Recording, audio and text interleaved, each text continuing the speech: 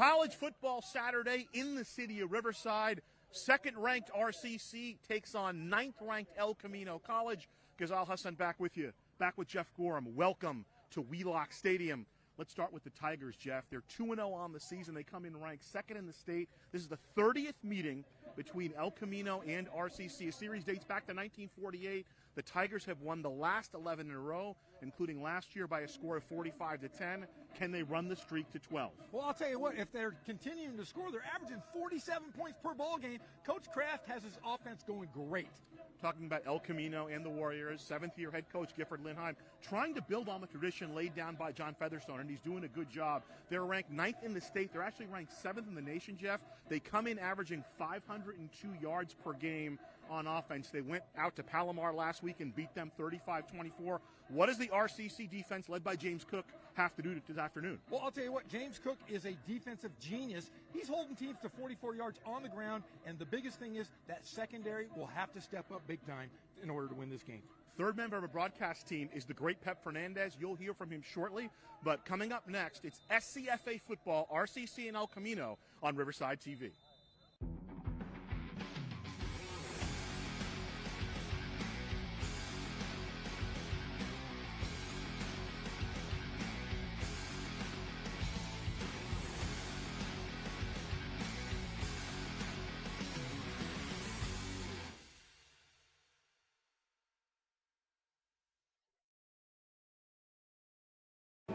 Hey, what's up, guys? Earlier today, before kickoff, I had a chance to talk to our guy Leo Tupou, the pride of JW North, the tackling machine now here at RCC.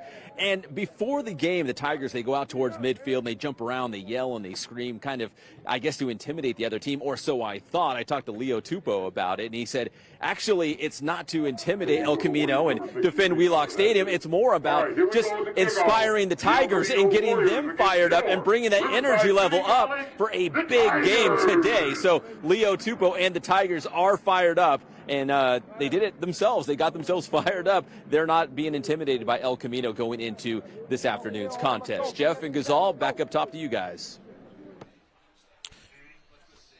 El Camino won the toss and elected to defer, so it'll be Norion Espadron back deep with Bryce Strong.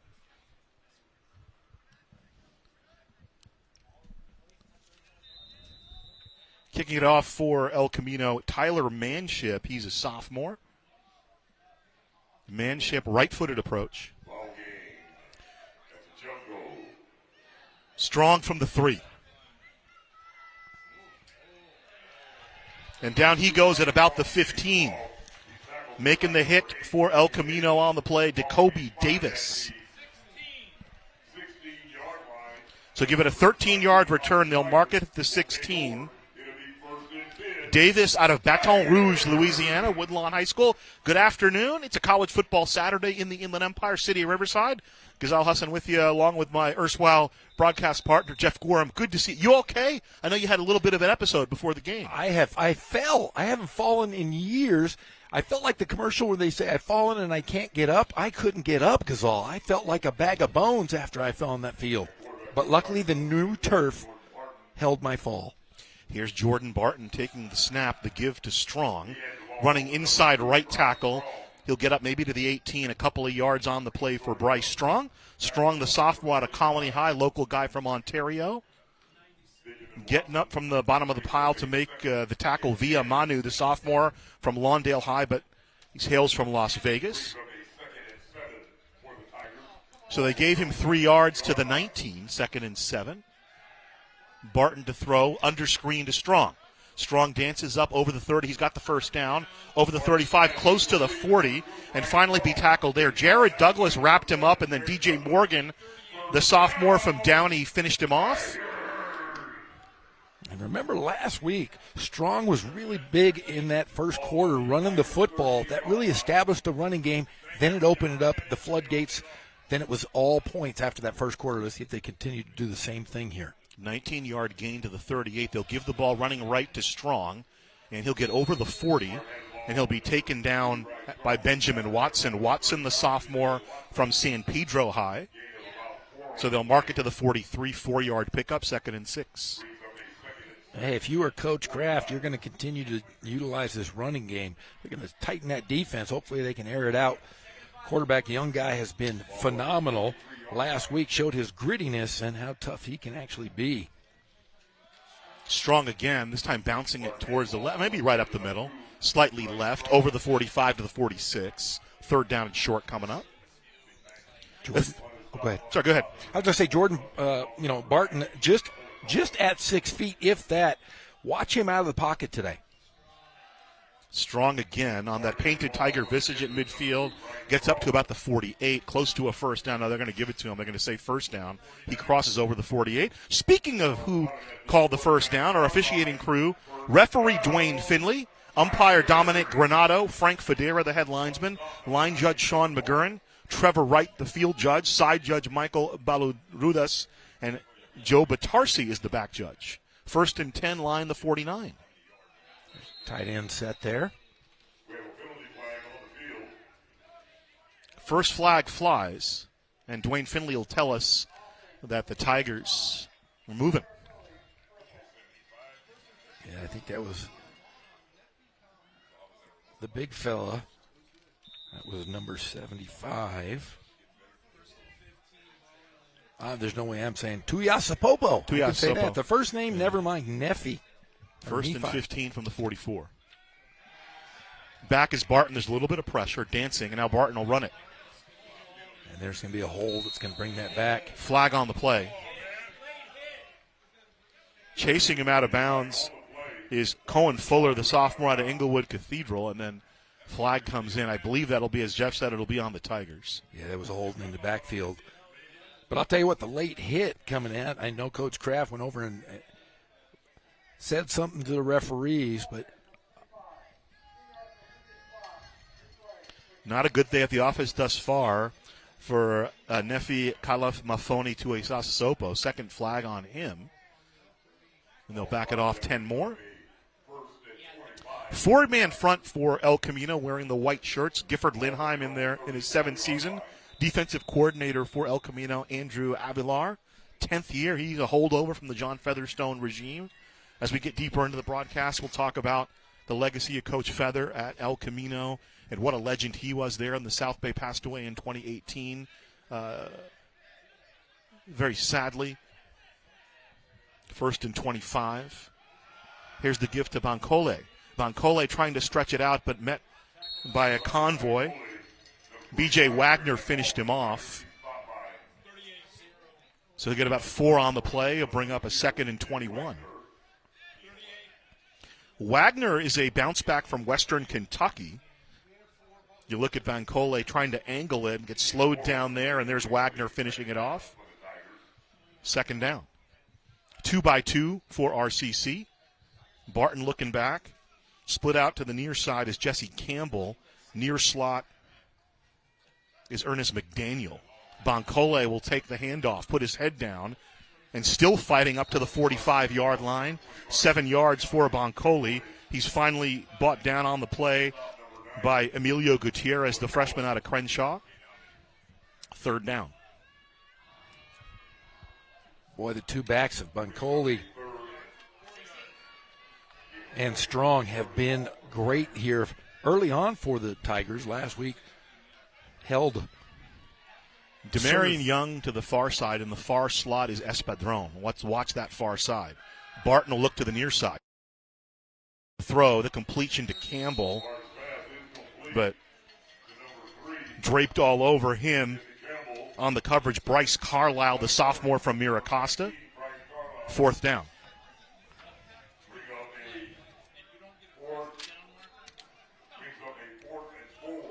So they need to get to the 41 of El Camino.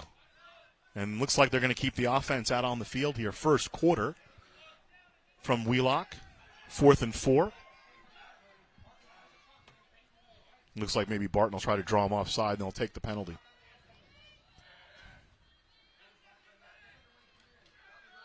Bancole. He's going to angle to the outside. He's going to be close. He's got it. Tackle on the play by Justin Evans, the sophomore from Detroit. And how about that?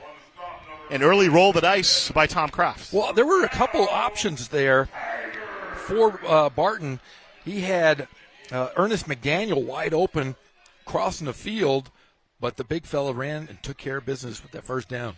Running behind Douglas Toloma and Simeon Maiawa on that left side of the offensive line. 1st and 10 from the 40 of El Camino. Barton with time over the middle. Complete to Campbell at about the 24-yard line. 16-yard pickup, 1st and 10. Yeah, Jesse Campbell has been open a couple times, like I said, in the middle of the field. And there seems to be they're going to have some problems all night long if El Camino cannot stop it in that secondary.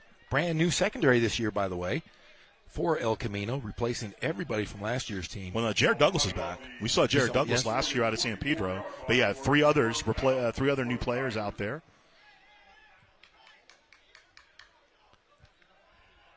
From the 24, 1st and 10. Here's Espadrone in motion. Boncoli will tote it. Running between the tackles on the right side. Pulled down at the 16-yard line. The ball came loose, but after he was down, combining on the stop, Jared Douglas and B.J. Wagner for El Camino. Boncoli and Strong are similar runners. You know, normally you would have a Thunder and a Lightning. They're kind of both Thunder. You know, I do think Strong is kind of more the big gain runner, but I think last year, the way the offense was structured, they just needed him to run between the tackles. He got stronger. He improved, and Tom Kraft talked about that. He said probably from the beginning of the year to the end of the year last year, no one showed more development than Bryce Strong for RCC. 2nd down and short. Barton with the underneath to Boncoli. He'll have the 1st down. He gets inside the 10, puts his head down, and runs headlong into the big fella, Luke Akiong, the sophomore from Banning High out of Wilmington. And 1st down. And a flag in the play here. That's going to be against Riverside. Dwayne Finley will tell us what's going on.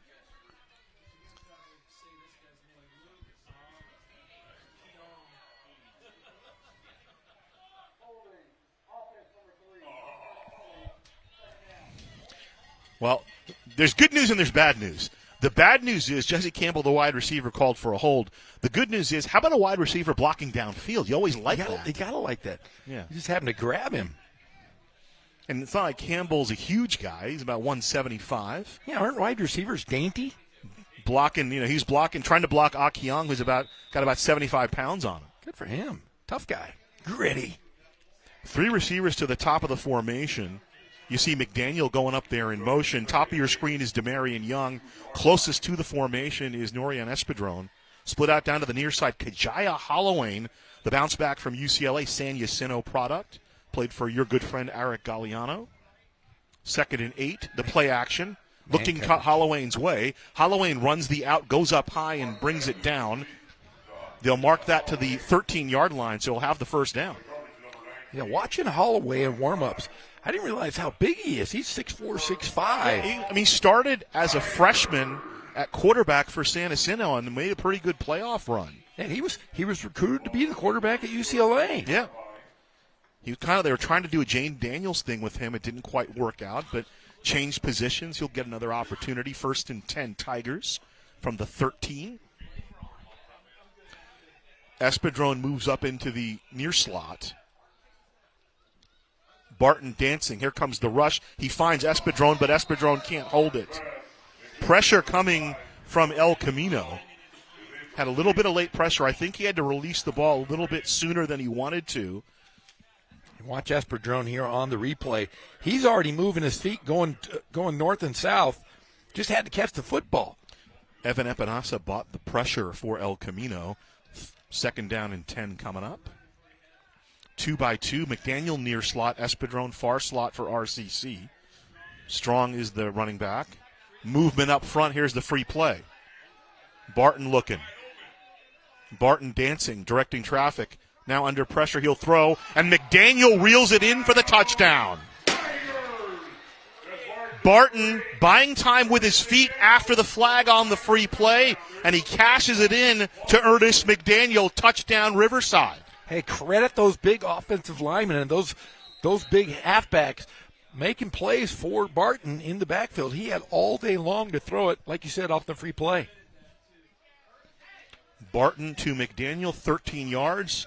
And that's a difference from last week because the offense looked like they were stuck in gear much of the first quarter. They came down the field crisply here They obviously declined the penalty. Dwayne Finley pointing that out to us. 84-yard drive culminates in the 13-yard touchdown pass from Barton to McDaniel. And here's your favorite Tiger on to try the PAT. This is Gabe Panikowski. Love Gabe.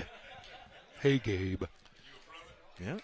Gaby and Gorham, our new Sunday morning cartoon in the tradition of Davy and Goliath. But you won't play a dog. You'll just play yourself. I'm kind unless you don't mind playing a dog. I don't mind playing a puppy. That'll stretch. You know, your son Johnny's an actor. You can teach him. Hey, sometimes you got to stretch it a little bit. I'm very method. As you can tell. That doesn't mean you're going to eat dog bones, are you? No, just I'm a method guy. I'm going to eat. I got to gain weight till I can look good, and then I'll lose it, of course, like Christian Bale in The Machinist. Ooh, that was dangerous. Yeah, he nearly died. I know. He nearly went to renal failure. He lived on water and apples. That's great. He's a great actor, though, huh? Christian Bale. Batman. Who's your Batman? I mean, it's got to be. To me, it's Adam West, but Michael Keaton. I like Michael Keaton as Batman. Right. Yeah. Adam West, he was great. And Cesar Romero's my Joker, though. Yes, there's no doubt. There's no wavering on that one. Burgess Meredith, love him. Panikowski booms it through. That's 7-0 Tigers. He almost hit the cannon. What if he had hit the cannon? Might have exploded. Talking to Coach Tom Kraft about Panikowski, this is what he said to me. He said he may be as good as we've had, and they've had some good kickers. Oh, they've had the best. Chavez. And Marroquin. And we'll go down to Pep Fernandez. Hey, Ghazal and Jeff. Yeah, we're standing by here with San Gorgonio head coach Chris Chaddick. We will periodically check in with Coach and get his thoughts on the game so far. And a strong first drive for the Tigers, pun intended here in this case. And Coach Chaddick, what stood out to you about this opening drive for RCC? Tom Kraft is a genius. He takes simply what's given to him. He noticed there was a light box. There was only 6 in the box, so he eviscerated him with the RPO, just running straight at it. Whenever they brought pressure, he went to the screen game to keep El Camino off balance. He's doing what an offensive genius does. All right, Coach Chaddick, we will check back in with him, like I said, periodically throughout the game. 7-0 Tigers. Guys, back up to you. Wow, that sounded really smart. Yeah, notice Pep didn't ask him about the game last night. We were talking with Coach Chaddick. What a good dude he is. Oh, he's the best. I really enjoy Coach. They did lose yesterday, but there's some mitigating circumstances. And here's Gabe Panikowski again to boom it, the kickoff, and it'll go into the end zone. Back deep to receive for El Camino were J.T. Dozier and Jalen Utendahl. It'll come out to the 25, and Panikowski puts it into the end zone. And we'll get our first look at James Cook's defense. So we talked in the open, Jeff, about the offense for El Camino, and they've been pretty good. They were pretty good last year, but over the first 2 games this year, 42 points per game, 503 yards per game, and they're pretty well balanced. So we'll get a look at their quarterback, Dayton Tafoya. He is a true freshman out of the Fresno area. Throw to the outside, complete to Marcise Yetz. Yetz tackled up at the 30-yard line after a 5-yard pickup on the play. Tackle for RCC made by Jacoba Fuamatu. So Fuamatu with the tackle. 2nd and 4. They gave him 4-yard gain coming up.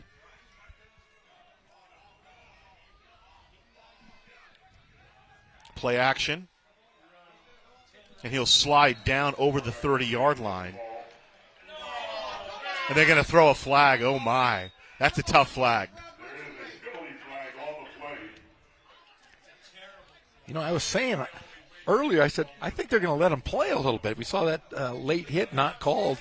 Now they're talking it over. Etu Sakona made the play on the play, or made the tackle on the play, and they called him on a personal foul. It'll be 15 yards, go up to the 46-yard line. And the ref was going to give them more yardage, but yeah, 31 plus 15 is 46. James Cook would have known that. You know why? Why is that? UC Irvine. Smart guy. They don't let dumb guys into that school. 1st and 10 from the 46. Hey, you went there. Pull the curtain, why don't you, Jeff? Tafoya racing, and he'll race into RCC territory out of bounds at the 45-yard line. Pretty close. He'll get a first down. I was going to say close to a first down. He's got the first down. Well, Tafoya, not a huge quarterback, just 6 foot tall. He and Jordan Barton about the same size. Yeah. So penalty helps, and now and the Tiger 45 is El Camino. So they didn't give him the first down. It is second down. So watch Danny Malaya. He's a tight end, kind of lined up as a fullback. And they'll give the ball to Yetz running over the right side. He'll break the first tackle and get a couple of yards. Right side of the offensive line for El Camino, Jonah Ta'uanuu and Justin Harris, who's a returning starter. The other members, Wes Widmer, the left tackle, Rodney Ty, the right guard, or left guard, Jonathan Tata, the center, all returning starters. 4 of 5 men back on the offensive line for El Camino. Tafoya one-on-one, incomplete. Kevon Baptiste on the coverage. Bryant Williams, the redshirt sophomore from New Orleans, is the intended receiver. He was hurt last year, Jeff, but he came back in a big way last week at Palomar. 175 yards last week. He was a guy who was overlooked, and he played for them, was ineligible last year because of the injury, but he was a first-team All-League selection in 2021. Also, very good punt returner. Second down from the 44. He'll sling it sidearm and maybe back to the original line of scrimmage. We're watching. Making the play, Quaylen McQueen for RCC. Kyron Ross, the sophomore from Dorsey, makes the catch. And look at that number 97 for RCC, Asaya Bogar. He is really getting into that interior part of that offensive line here. Ticking down to 5 minutes to play. Tafoya looking back. Had 18 completions and 30 attempts last week for nearly 300 yards against Palomar. Ross split out to the top of the screen. Here comes pressure. Bogar right up the middle. Sidearm delivery from Tafoya. Sitting down in the zone is Bryant Williams. Finds him at about the 40-yard line, and down he goes at the 39. 7-yard pickup brings up third down. And I'll tell you what. Instead, fourth down. I'm sorry. Tafoya is not getting a lot of time to throw the football. And just as the Tigers did now, the Warriors will go on fourth down. There's the jump here. It's a free play. No, they're going to call it on the offense. No, if they call it, they're going to call it. They're going to call a false start. Yeah. Dwayne Finley. That's going to bring Let's out, see what I he believe. says. Let's see if they're going to pin back RCC now if they get sent back 5 yards. Dwayne Finley, the white hat. On the defense. Wow. That's why they stopped the play. Yeah, that's. Dwayne Finley, for those who don't know, is also a umpire in the college. Love another look at the play here. So that was it was unabated to the quarterback. Otherwise, it would have been a free play. Tafoya thought he had the free play. So first down to the 34-yard line of RCC, and El Camino gets another break. They got the personal foul early in the drive. The fourth down conversion on the penalty here.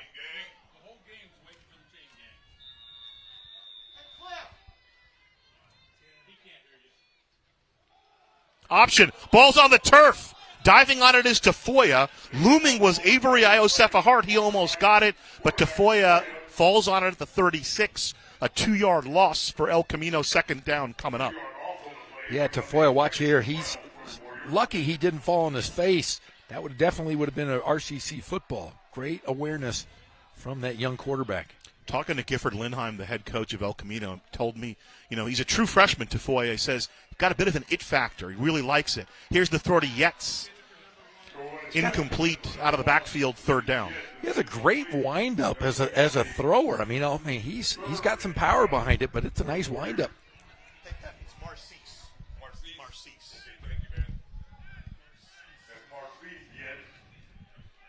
Third and 12 coming up for El Camino. Split out to the near side. Watch Bryant Williams. He's their big playmaker, but he'll look to the far side. Throwing it, tipped, and intercepted. Snatching it away for RCC is Kalen McQueen, and McQueen will return the ball up to the 30-yard line, and here comes a flag in after the play.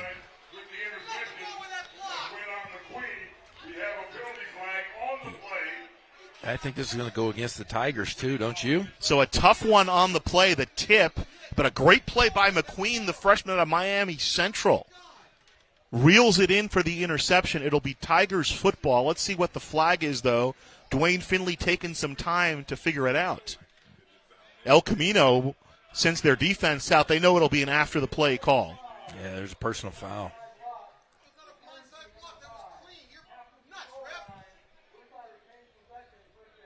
So post-change possession, they'll mark it back. It'll go back to the 16-yard line. But either way, the Tigers come up with a turnover. Great play by Kalen McQueen. Tigers last year, 24 takeaways. They already have 2 this year, both interceptions last week.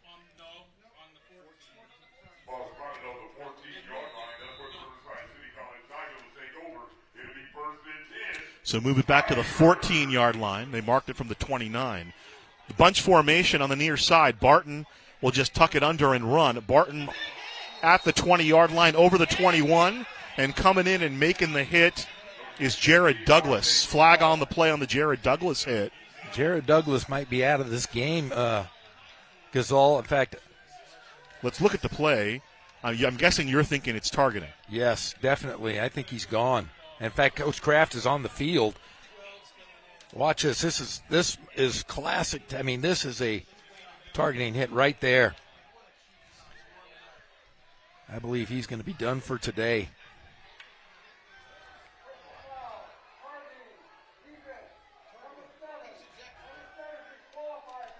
Wow. And that hurts El Camino. Douglas, a starter last year. He already had 4 passes defensed on the season, 4 tackles against RCC last year. And Douglas, the sophomore out of Palos Verdes High School, is going to be ejected from the game. So Douglas leaves the game for El Camino. Another look at it, Jeff. Yeah, Barton's lucky he got out. Well, of it there. looks like Barton is got hurt because we're seeing Brady Jones coming out. Yeah, Barton's the out. freshman from Vista Murrieta, graduated last year. He threw 28 touchdowns his senior year. So hopefully Barton's okay. They're looking at him in the tent. Concussion protocol, obviously, and here comes Brady Jones. So now it looks like Barton is back warming up on the sideline. So he'll probably be back in after this play. 1st and 10 from the 36. Here's Jones stepping up. 7-0 RCC. They just forced the turnover. Here's the give to Strong running the right side, and down he goes just back at the line of scrimmage. Luke Akiong down at the bottom of the pile. Also getting up DJ Morgan, combining on the hit. There's a lot of chipping going on down there on the field. Hey, this is a big game. Remember, RCC comes in second in the state, and depending on the poll, El Camino ranked 9th or 10th. But in the national JC Gridiron poll by Brad Hoyseth, the Warriors are 7th and the Tigers are 8th. So don't think, coaches always tell you they don't look at that stuff. Oh, Believe they do. me, they know. They know everything. 2nd and 9. Barton, after the one play out, back in there. If you're just joining us, Jared Douglas, the starting safety for El Camino, has been disqualified for targeting, and a timeout. Tom Kraft with 2:41 to play in the first quarter, 7-0 in favor of RCC. Nice afternoon, a 1 o'clock start here at Wheelock Stadium. And it finally feels like fall. It's a nice, cool little breeze. Up here, we've been up here the last couple weeks. It's been like 150 degrees. But a great day for college football. College football Saturday in the city of Riverside. Ranked number 2nd in the state. There's Tom Kraft. What a run he's had here at RCC. 3 straight state championship games. Ranked 2nd in the state right now. I think Coach Kraft would give me one of those cool hats. That's a good-looking hat. You should ask him. Well, he's wearing sunglasses and a hat. Isn't that the thing you're not supposed to be doing right now? Hey, I'm a Jay Norvell guy. I mean, listen, I think Colorado's going to beat him, but I like Jay. People think, Jay Norvell. Oh, he's great at Nevada. I mean, Nevada, and then, he's got a long history in the NFL, worked for Bill Walsh, worked for Denny Green. 2nd and 9 from the 36. I think Coach Prime would love Coach Kraft. Barton looks back for his signals. Espadrone in the far slot. Strong's the running back. Barton looking downfield. Here comes pressure. He'll dump it off to Strong. Strong to midfield.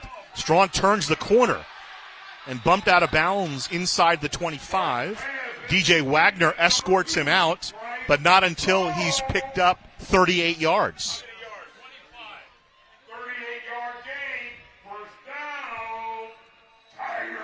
Well, you get strong in open space, and that breakaway speed, I thought he was going to get hit about 3 or 4 times. He just outran everybody.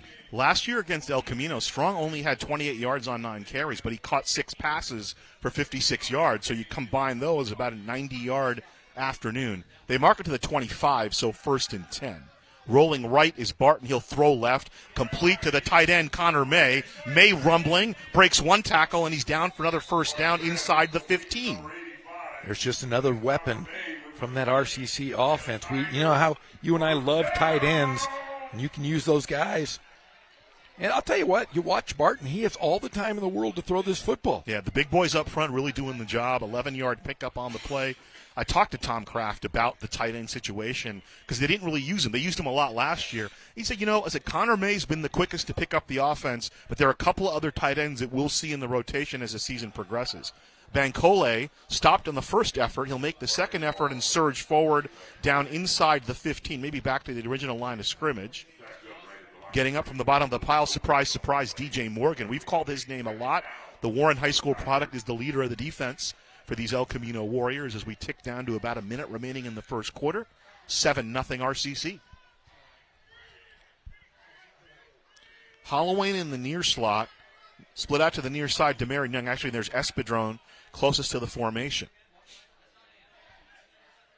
Second down. They actually lost a yard, so call it 2nd and 11.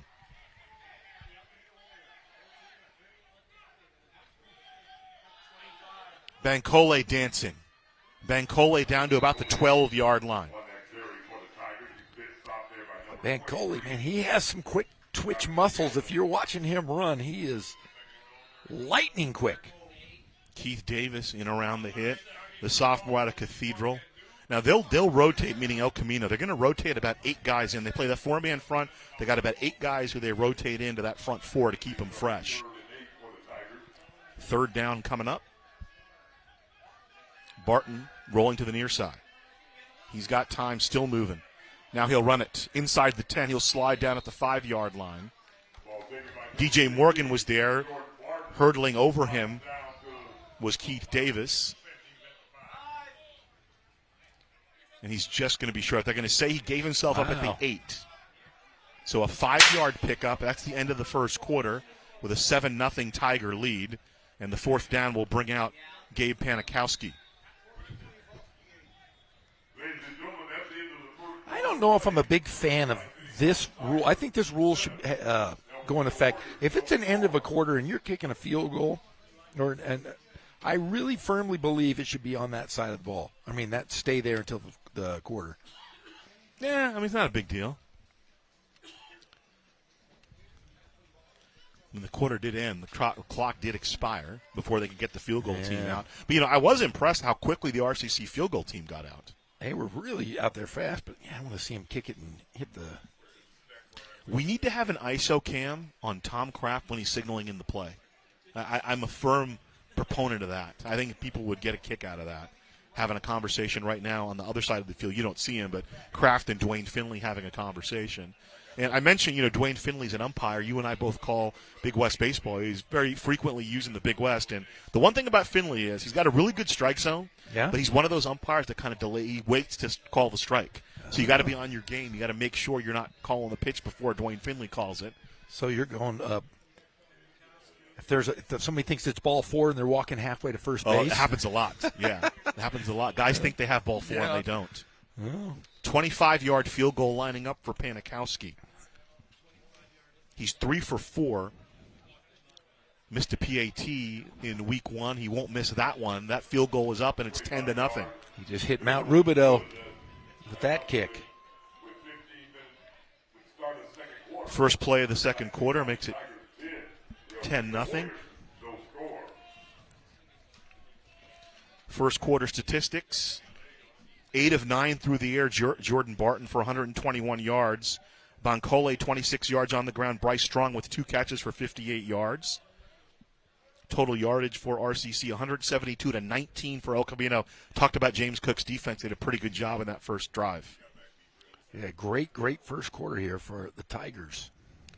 Time of possession, though, the key. Riverside held the ball for nearly 12 minutes. Wow.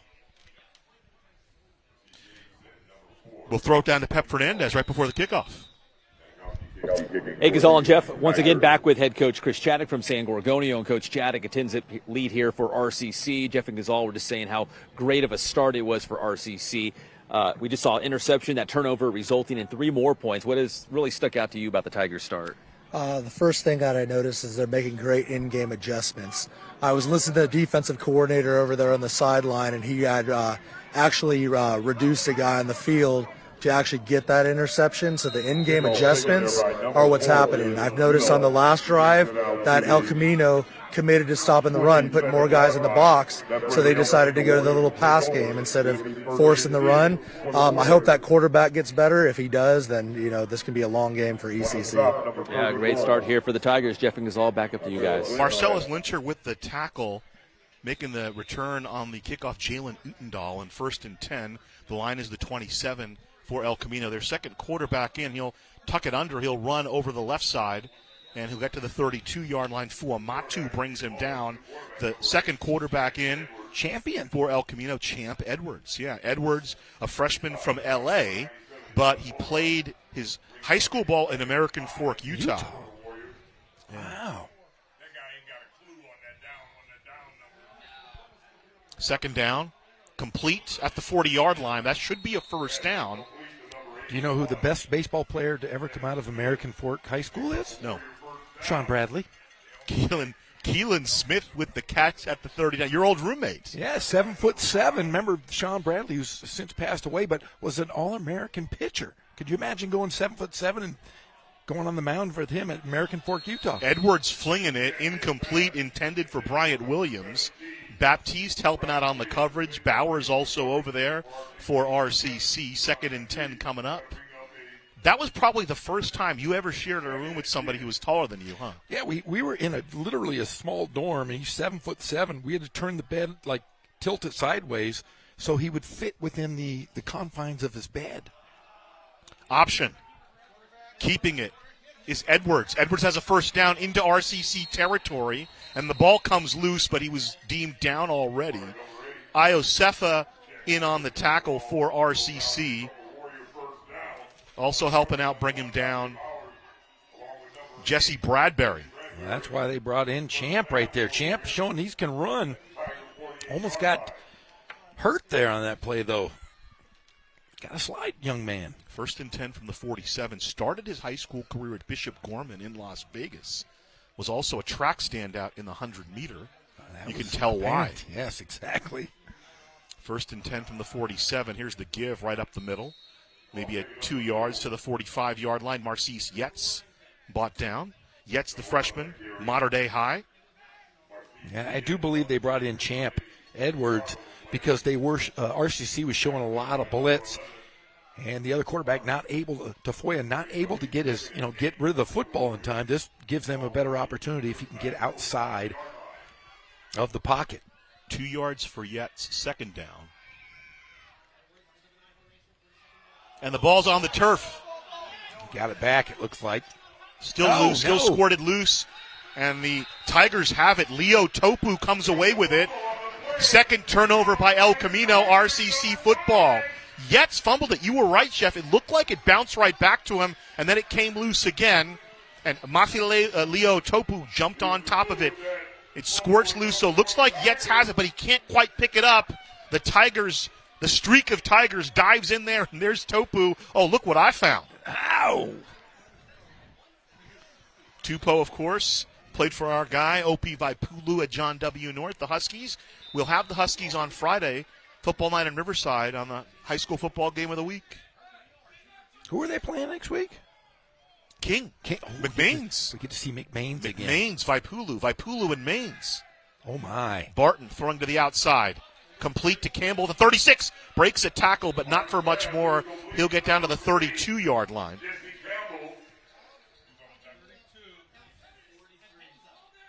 DJ Morgan on the stop. Morgan all over the field. Kind of like kind of like Forrest Whitaker in Fast Times at Ridgemont High. 1st and 10 from the 32. Barton running, and Barton will just step outside at the 30-yard line. Escorted out by Eldon Epinasa. I just watched Fast Times last week. Was up late last night, middle of the night. Had to see old Jefferson. The great Judge Reinhold. Yeah, but I like Phoebe Cates. Phoebe Cates. Oh, Jennifer Phoebe Jason Cates. Lee. Robert Romanis as Mike Damone. Now, did you say Jennifer Jason Lee's dad is? Well, Vic Morrow is her father. Yeah, that's right. 12:26 to play in the second quarter. Dancing is strong, finds some space. Finally spun down, making the tackle Jacob Kalolo, the sophomore from Lawndale High. Have you ever been to Lawndale? I've been to Lawndale. You have? Yeah, I've been there. Where is Lawndale? It's just south of LA before you get to the South Bay. There's always like a promotional on the freeway there on the 405. There's like a what do you call it? A message board, like a billboard, a digital billboard there for Lawndale. To the 27, a 5-yard pickup, and a flag comes in. It'll be a false start on RCC.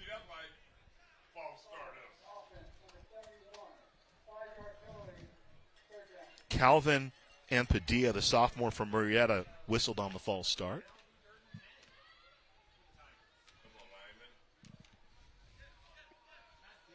So 2nd and 10. Watch Jaquez Modica out of Smackover, Arkansas. He's in the far slot. Barton to throw. Barton, a little toe tap. He'll find Strong out of the backfield, close to a first down. Barton finds Strong to about the 23. Give him 9 on the play. 3rd down coming up. There's a lot of frustration on that El Camino defensive line. They're not able to get anywhere near Barton, and you can tell there's a lot of frustration going on. So 4th down coming up, and here comes Panikowski. So again, after the turnover, El Camino bends, but they do not break. It's a gimme. It's Panikowski. This is like a 2-footer. 40-yarder. Panikowski, I believe, his longest on the year, 39, which make Jack Benny very happy. If anybody even remembers who Jack Benny is anymore, aside from you and I. They'll call it 41 officially, and he'll miss. Just his 2nd miss on the year. So he's now 4 of 6 from field goals. 10:47 to go. They turn the Tigers away, and El Camino will bring the offense back out. I feel so bad for him. Especially after Ricardo Chavez won the National Kicker of the Year last week. Gabe. For Idaho. Former RCC guy. Chavez. I have a tattoo of his name on my back. Chavez, because I promised him. I said, you are the best kicker ever. I'm going to put a tattoo. Chavez is enshrined on my back. So Tafoya back in at quarterback, 1st and 10 from the 24. Tafoya to throw. Over the middle. Complete to the 30. Breaks one tackle, now he breaks another, and upended at the 43-yard line. Making the tackle for RCC is Jalen McQueen. Making the catch for El Camino, Joshua Lorick out of Adelanto. Lorick did a complete flip. 19-yard pickup and a 1st down to the 43 of El Camino. Let's see if the Tigers are going to show some blitz here. Zamir Hall, the new running back. And here's the free play. Throws it up. Incomplete or complete to Bryant Williams on the RCC side of the field to the 45-yard line. So a 12-yard pickup. Well, they're going to say incomplete. Oh, no, he was saying decline the penalty. So there's a penalty which El Camino will decline. It'll be a 12-yard pickup. They'll take the play.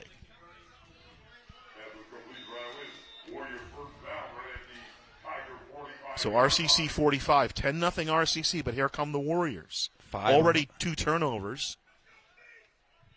5 in the box here for Riverside.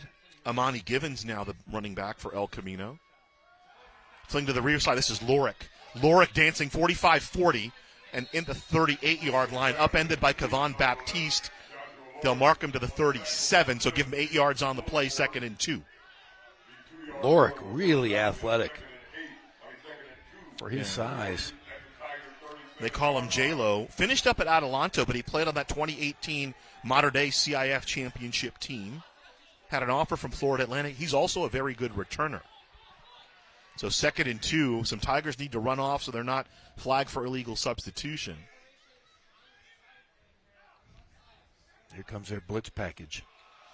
Here's the give to Givens. There it is. And Givens in the backfield brought down. stepping up and making the play. Big Marcus Jones. Marcus Jones out of Bloomington played a little bit last year. His role growing this year, stops him right there at the line of scrimmage. Third down coming up. He has blue hair, by the way. I saw him without his helmet earlier, I think. Bright blue hair. 3rd and 2. And the ball comes loose, and the Tigers have it.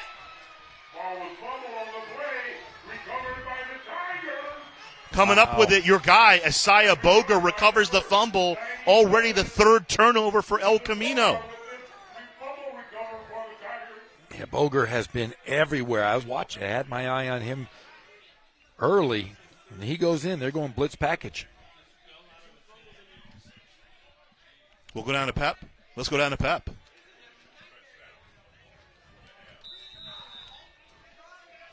Can't hear him.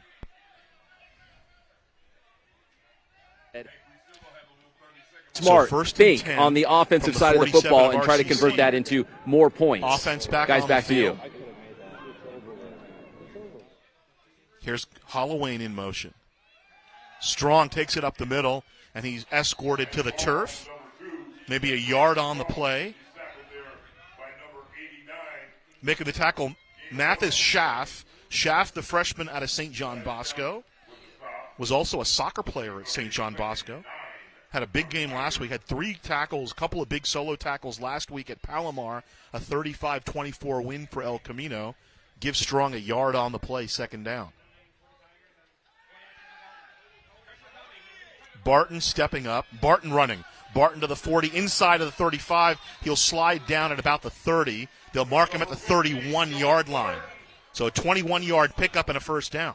Well, he is fun to watch. When he is in the open field, he is a tough guy to grab. Well, he had a big game, remember, last week running with the football, Jeff. Barton last week ran with the football nearly 61 yards. Well, he's going to eclipse that pretty quickly here today. So McDaniel to the top of the formation. In the far slot is Campbell. El Camino coming Connor in. May, the tight end on the near side. Here's the give. And Strong running right. He'll burrow up to about the 25-yard line, so give him 5 on the play. 2nd down. Like you said, El Camino running guys in left and right to keep that that defensive line fresh. Yeah, and plus, they have talent up front. We've seen a number of them. We saw Luke Akong make a couple of plays. Viamanu made a play earlier. We saw Mathis Schaff make a play. The guy they're really high on is Jagger Tavi, the freshman out of Gardena Serra. We'll talk about him as the game gets a little bit deeper. 2nd and 5. Barton throwing. Toe tap, he'll throw to his outlet. Strong to the 10-yard line, shoved out of bounds inside the 10. B.J. Wagner makes the stop. They'll mark him right at the 10.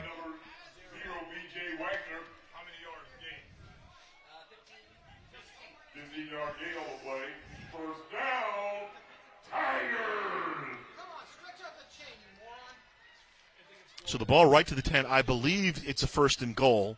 Chain gang still, now they'll put the chains down. The chain gang, they're baseball guys. We saw them before the game. 1st and 10. Another look at that play. 1st and goal. Here's the give. Bankole running left, and he'll be stopped. DJ Morgan in on the stop. Ayinda Bankole out of Culver City.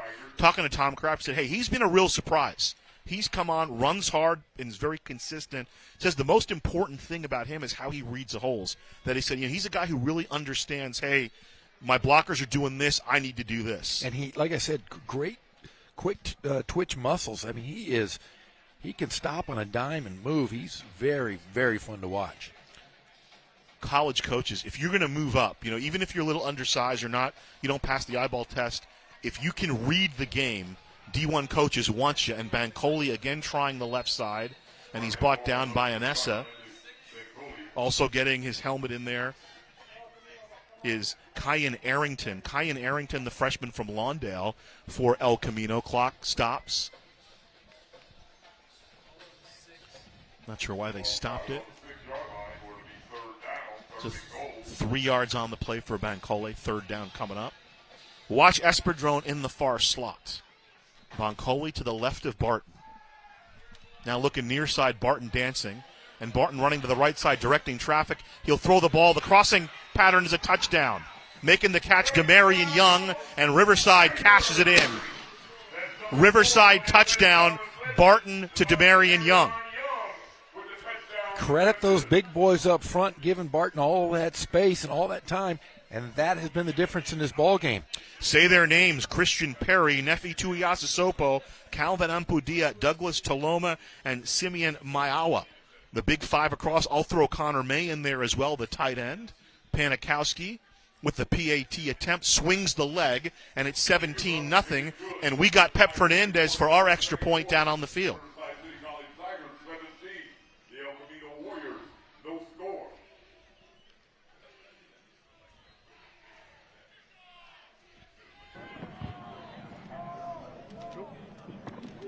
Hey, guys, I think you just tossed it to me, Jeff and Gonzal.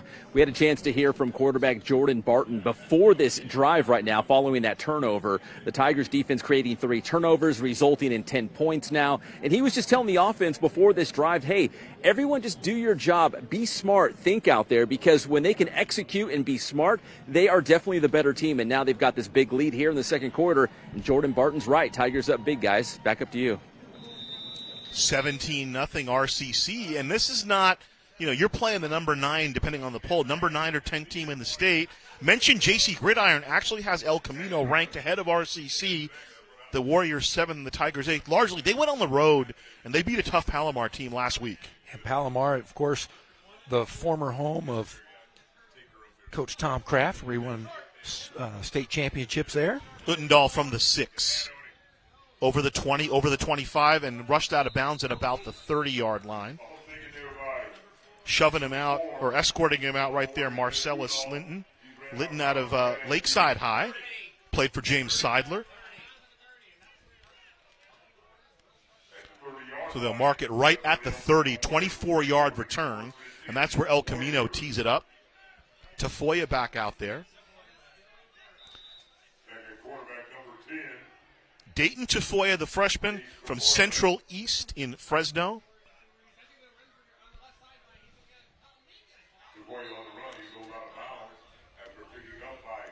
So he'll get out at the 35-yard line, Will Tafoya. 6,200 career yards in high school, threw for 67 touchdowns. Was also a pretty good running quarterback, Jeff. Over 1,000 yards in his career, averaging about 6 yards a pop. 1,223 to be exact, and it's 2nd and 5. Man coverage on the outside for RCC. Tafoya. Fade. Incomplete. Looking for Campbell, who was one-on-one with Quaylen McQueen. Check that, Bryant Williams. That was Bryant Williams.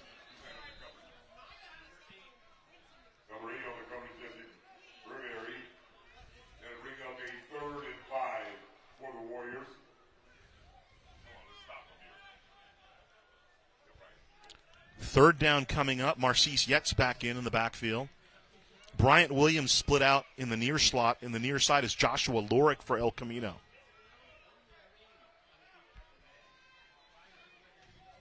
Tafoya looking near side.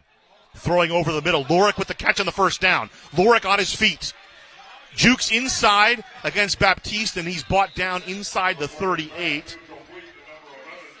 Making the tackle, Dante Bowers.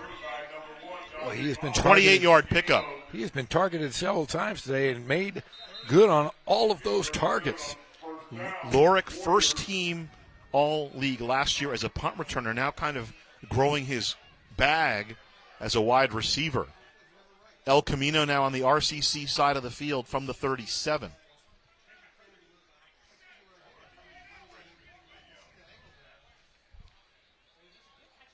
Kendall Taylor, the freshman, in at running back. They'll give the ball to Taylor, and Taylor will twist up to about the 35-yard line. There's a flag after the play. The white hat. Making the tackle for RCC, Tony Alima, the sophomore. And there's a flag as we see on the play. This is going to go against RCC.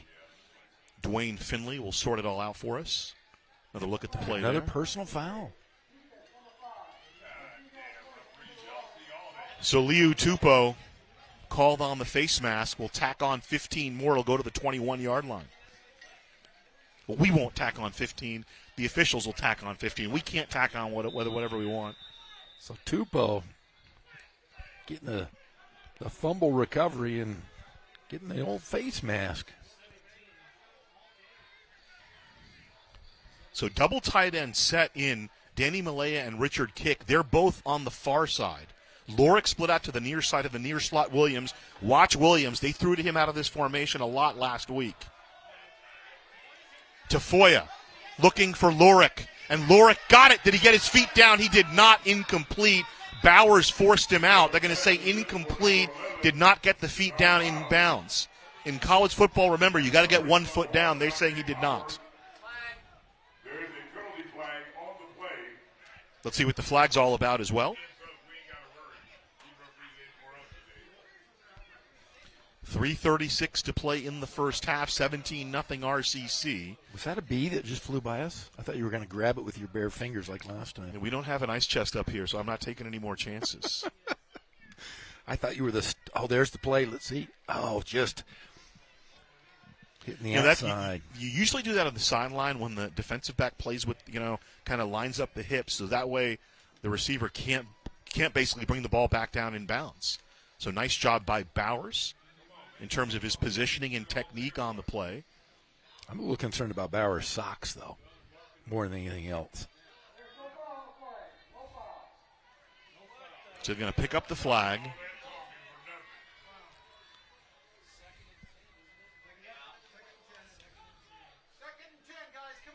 That brings up a 2nd and 10 for the Warriors. There you go. Double tight end set. Going to the top of the formation is Williams. Lorick split out to the near side. Zamir Hall is the running back. Tafoya. Underneath, Malaya with the catch inside the 20. Picks up about 3. Yeah, Malaya just got caught by the turf monster there. Malaya, the freshman tight end, Adamir Acosta, had a catch last week for 10 yards. And then in the opener against Southwestern, 1 reception for 8 yards. 3rd down. Lorick in the far slot. Bryant Williams split out to the far side. Double tight end set. So Tafoya looking back to the offensive coordinator, Tim Cobb for El Camino. Here comes pressure. Here's Marcus Jones. Jones chasing Tafoya. Tafoya spins around, throws it to Lorick. Oh, and what a play. Knocking it away, Quaylen McQueen, and he's been big this afternoon for RCC. McQueen with the play, and it's 4th down. Now watch this play. I mean, he gets his hand in the passing lane. He bats it down with the right hand. This is a great athletic move. Watch. It's great coverage because Tafoya bought some time with his feet, and then McLean right there for the play. Intended receiver, Bryant Williams. 4th down. We'll get a look at the kicker, Cooper DeLeva for El Camino out of Mary Star. They like him on the kickoffs and the PATs. Played wide receiver in high school as well. 36-yard kick, and DeLeva delivers first points for El Camino at 2:44 here in the second quarter. 17-3 in favor of Riverside, but El Camino gets the Ziggy off the board, Jeff. Yeah, I mean, that was a pretty darn good drive. And I'll tell you, it was a lot of it had to do with what do they call him, J-Lo? Joshua Lorick really got him those 3 points. Let's throw it down to Pep Fernandez and Chris Chaddock. Riverside leading this one 17-3 early. Hey, what's up, guys? Coach Chaddock is back, and Coach, we just saw on that drive offensively for El Camino. They had one big pass play in the middle of the field, but really that RCC defense is not giving them a whole lot. It's a luxury when you can go with a 4-man pressure and create the turnovers they create. And as we saw, the defensive back just made a great play, number 6 over there. It's just interesting to see the chess match between both these clubs. I tell you, those 3 turnovers in this game are the difference. Without those 3 turnovers, probably a 7-7 game. Some might say Coach Kraft is a chess master. Guys, back up to you. Espadrone from the 4 for RCC, right up the middle. He had 1 tackle to break, and he couldn't break it. Nice saving tackle for El Camino. Brandon Roberts pulls down Espadron. He gets over the 30. If Roberts doesn't get him, he's running for a while, Jeff. He is definitely running for a while. And I was going to say, we haven't called out Espadron's name too much receiving today. I'm telling you, he's going to get a couple big shots here. Well, of course, a lot of guys, they're spreading it around. Didn't we have 9? Last week it was 9. This week I think Campbell's caught a ball, McDaniel's caught a ball, Strong has caught a couple of balls, Demarion Young caught the touchdown, so he's been spreading it around. Connor May has a catch today. Yes, he does. 2:37 to play in the first half. It's 17-3. Number 2 team in the state, the Tigers, against the number 9 or 10 team in the state, the Warriors of El Camino. Both also in the top 10 in the JC Gridiron. There's the tackle. JC Gridiron National Poll. Barton to throw. Complete to McDaniel over the 40 to about the 43-yard line. 42 they'll mark him. So 9-yard pickup, 2nd and 1. Yeah, love the quick pass here from Barton. RCC always good at the tempo at the quick game. 2nd and 1. Espadron now empty set. Let's see what happens here. Barton under pressure. Escapes. Flings to the outside. Complete to Young near midfield. First down. About another 8 yards on the play. That's why when you go tempo, Jeff, you don't necessarily need to get a whole lot of yardage. Bryce Carlisle on the force out for El Camino. Under 2 minutes to play. 1st and 10 from the RCC 49. Espadron getting in that little slot there. Barton dancing. There he goes. He'll complete the ball to Espadron. Espadron 40. Skips through one tackle, now to the 30-yard line. Still fighting. He'll be down to the 26-yard line. So about a 24-yard pickup on the play. Bryce Carlisle, along with a number of other El Camino Warriors, bring him down. And he's kind of the big hitter. He's the home run threat for RCC because you can line him up anywhere, Jeff. You do, and I'm telling you, there's a mismatch defensively. He's tough to guard. He's going back into the same spot. Let's see if they go man-to-man coverage. Officially the 27. Here comes Akiang up the middle, and Barton reads it, and Barton stays on his feet, stumbles down. They're going to mark him inside the 20 to the 19, so 8 yards on the play for Jordan Barton. And as well as he's done with his arm, the last 2 weeks that we've seen him, Jeff, he's done a great job with his feet as well. Oh, I mean, he is so quick and shifty. He had, Fuller Cohen had him by his ankles, was able to free and get about 4 more yards on that play. Yeah, Cohen Fuller, the sophomore out of Inglewood Cathedral, a bounce back, played his freshman year last year at Graceland, NIA school in Lamoni, Iowa. Bryce Strong to about the 15-yard line. Sticks will move up. 4 yards for Strong.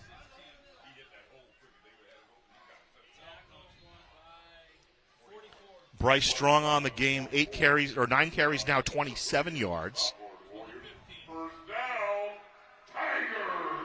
Making the tackle, Frisco Lalatu Oete, sophomore from Carson. Good pronunciation there, buddy. Lalauta Oete. I love saying those names. I wish I could do it. Barton to Strong. Strong finds some space, dancing to the outside. To the 5, to Paydirt. Touchdown, Bryce Strong. 15-yard run, running over the left side. Riverside into the end zone. Christian Perry and Nefi Kalamafoni Tuiasa Sopo leading the way on the left side, along with the tight end Connor May. A 16-yard touchdown there. And here's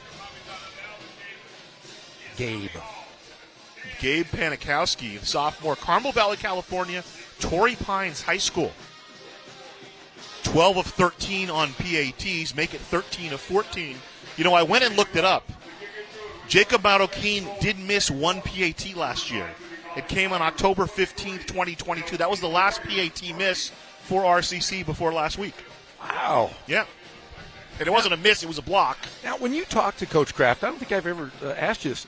Does he go out recruiting kickers, or has it become they had such great Marroquin, Chavez, or are kickers coming here to play for Coach Kraft? They recruit deep at every position.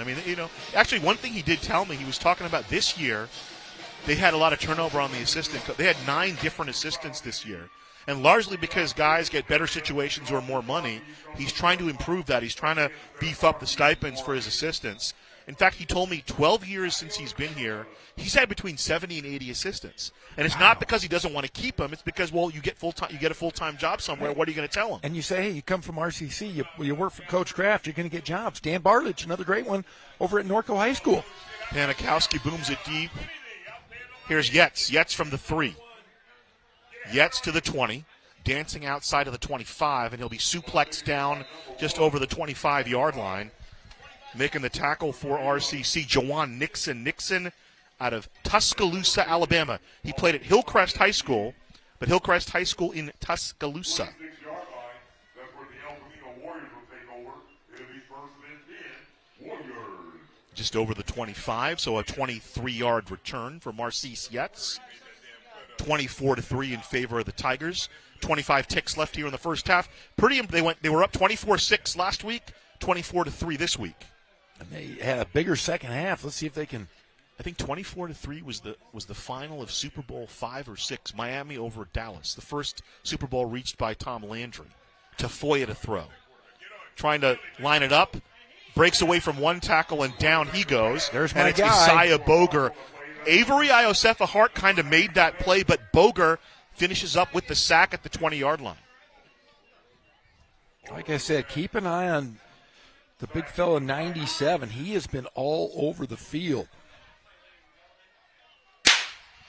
And that's the end of the first half with the Tigers up 24-3. 3 turnovers by the defense for RCC kind of stands a story. Led to 10 RCC points. That's actually obviously incorrect. It's 24-3, not 40-3. What do you think, Jeff? Give me some thoughts. Well, I thought they were. I think this RCC team is the most disciplined, even though there's been a couple, personal fouls. The most disciplined RCC team we've had under Coach Kraft. These guys really, really seem to buy into what their quarterbacks, their linemen, they are all simpatico, as I'd like to say. Jordan Barton, how about this, Jeff? 15 of 16, 208 yards and 2 touchdowns, 322 total yards for RCC. Bryce Strong, 10 carries, 42 yards, 4 catches for 82 yards as well, and they've held El Camino to 100 yards in the first half and forced those 3 turnovers. James Cook, the defensive coordinator, good thing he stuck around. We mentioned all the coaches that had to leave. Well, James Cook has stuck around for Tom Kraft, and it's a good thing he did. What a great job he's done. Oh, I'll tell you what, give that guy a raise. Whatever he's doing, keep him in the building for as long as possible. So I don't know if we have a halftime interview. We'll wait on that.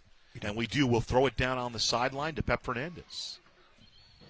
Hey, guys, something that Coach Chaddick noticed right from the jump, and it was really magnified on that last offensive drive for RCC, was, Coach, you were saying when the Tigers go up-tempo, when they hurry back to the line, it's really causing problems for that El Camino defense. Oh, it's causing a lot of problems. The defensive coordinator doesn't have time to settle, to read, to get the personnel in, and I think Coach Kraft is actually noticing that, and I expect to see a lot more of that come the second half from RCC. When you don't have time to settle, you don't have time to get your personnel groupings, it causes mass confusion. You'll have matchups.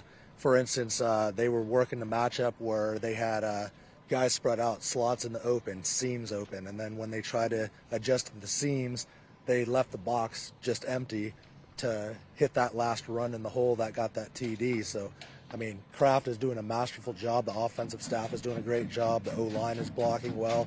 And just moving with that pace and tempo, that is a weapon. That's just going to wear you down, break you down. Yeah, and the scoreboard proves it. Big lead here at the break for the Tigers, guys. Back up to you. Well, thank you, Pep. Thank you, Jeff. First half complete here. 24-3 in favor of RCC. We'll step aside. You see the world-famous band on the field right now. The RCC band didn't have them last week. We got them this week. They look great, and they sound great. And we're back with more football after this halftime festivities. We're at Wheelock Stadium. Happy to be back here. RCC 24, El Camino 3. A college football Saturday on Riverside TV. Back after this.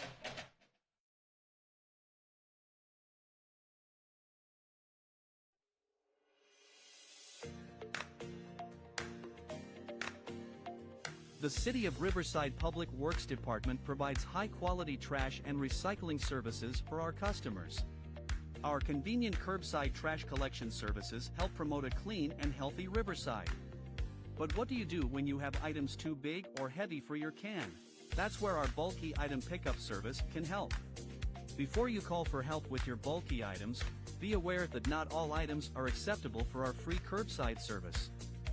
Furniture, tree trimmings that are properly bundled and no longer than 36 inches, water heaters, and other non-hazardous materials are fine for curbside pickup. Appliances containing Freon such as refrigerators, freezers, and room air conditioners may also be picked up curbside by separate appointment. Unacceptable items include hazardous waste, antifreeze, paints, filters, and tires.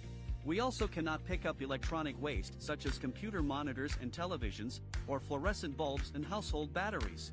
Construction or demolition materials such as scrap wood, metal, concrete, doors, and drywall are also not accepted. These items may be dropped off in person for no cost at the Agua Mansa transfer station or at one of our Clean Up Riverside events. For more information and the current schedule for these drop-off events, please visit riversideca.gov/cleanupriverside or call 951-826-5311, your one-stop shop for city services. To schedule a bulky item pickup, first call your service provider for an appointment. On the day of your appointment, please make sure that your items are curbside by 5:30 a.m. You may have up to 5 items picked up at each service call. If you have an appliance containing Freon, please call the Appliance Recycling Center of America at 1-800-654-2722 for your free pickup appointment. RPU customers may even qualify for a rebate. Visit riversidepublicutilities.com for information on current residential rebate programs. To find out more about the City of Riverside Trash Services or our Clean Up Riverside events, visit the Public Works website at riversideca.gov/publicworks.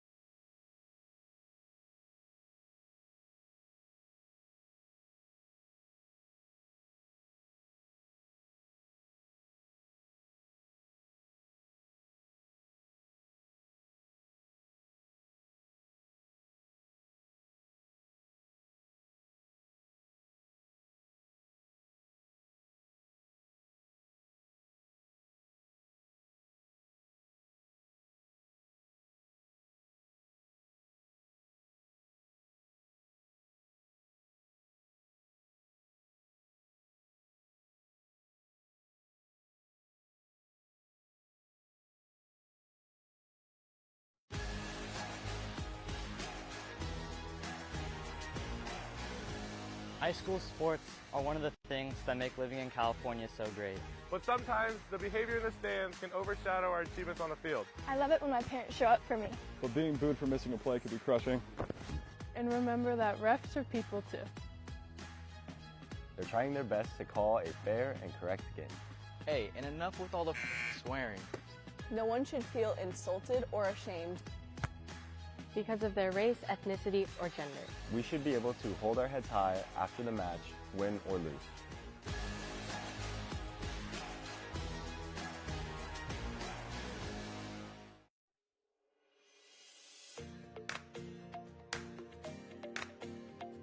The City of Riverside Public Works Department provides high-quality trash and recycling services for our customers.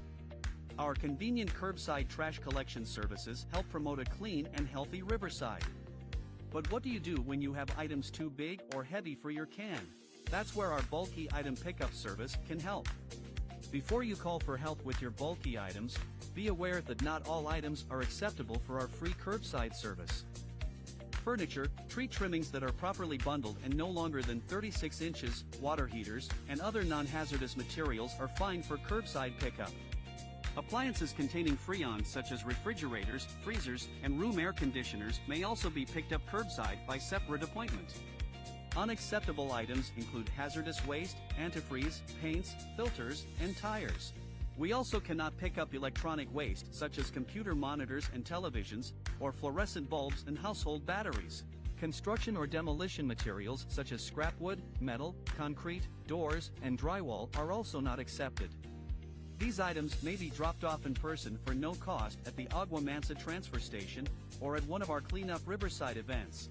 For more information and the current schedule for these drop-off events, please visit riversideca.gov/cleanupriverside or call 951-826-5311, your one-stop shop for city services. To schedule a bulky item pickup, first call your service provider for an appointment. On the day of your appointment, please make sure that your items are curbside by 5:30 a.m. You may have up to 5 items picked up at each service call. If you have an appliance containing Freon, please call the Appliance Recycling Center of America at 1-800-654-2722 for your free pickup appointment. RPU customers may even qualify for a rebate. Visit riversidepublicutilities.com for information on current residential rebate programs. To find out more about the City of Riverside Trash Services or our Cleanup Riverside events, visit the Public Works website at riversideca.gov/publicworks.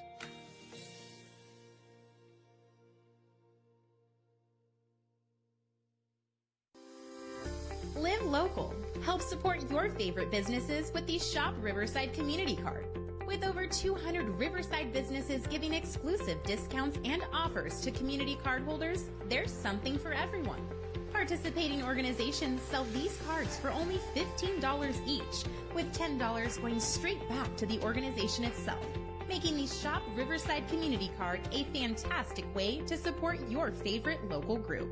For more information about the Shop Riverside Community Card and to find participating businesses, please visit shopriversidenow.com. And don't forget to live local. Shop Riverside.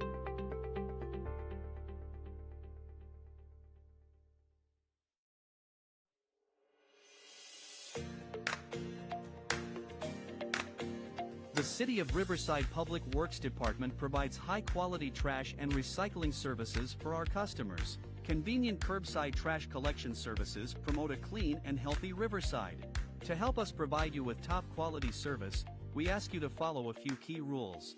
When placing your trash containers for pickup, please observe the following. Place each container with at least 3 feet separation from each other and at least 6 feet from obstructions such as parked cars, fire hydrants, mailboxes, and trees. Your bin should be placed at the curb no later than 5:30 a.m. on your collection day with the arrow on the lid pointed toward the street to ensure your bins get emptied.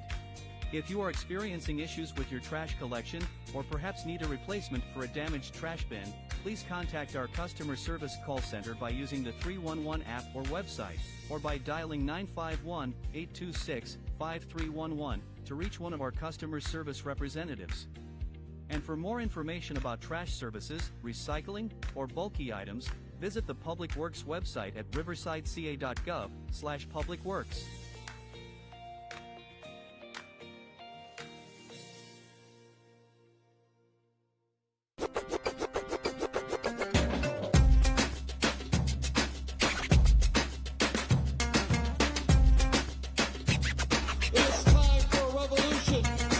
I'm Cheech Marin, and we're inviting you to reserve your spot for the inaugural showing of Cheech Collects.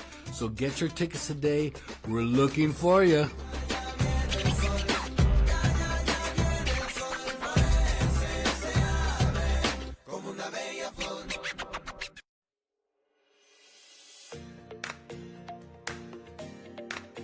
The City of Riverside Public Works Department provides high-quality trash and recycling services for our customers. Convenient curbside trash collection services promote a clean and healthy Riverside. To help us provide you with top-quality service, we ask you to follow a few key rules. There are 3 different containers for your trash. The blue bin is for recyclables and should only be used for clean recyclable materials such as aluminum cans, cardboard, glass bottles, plastics, and styrofoam. The old brown bin, or new bin with gray lid, is for standard household trash and items not suitable for the other bins, such as animal waste, cactus, palm fronds, soil products, and other waste. The green barrel is for your grass clippings, leaves, weeds, and other plant materials, excluding palm fronds, cactus, and yucca. And please remember not to use any of the containers for heavy construction waste such as concrete. For a complete guide to sorting your trash, please visit riversideca.gov/publicworks.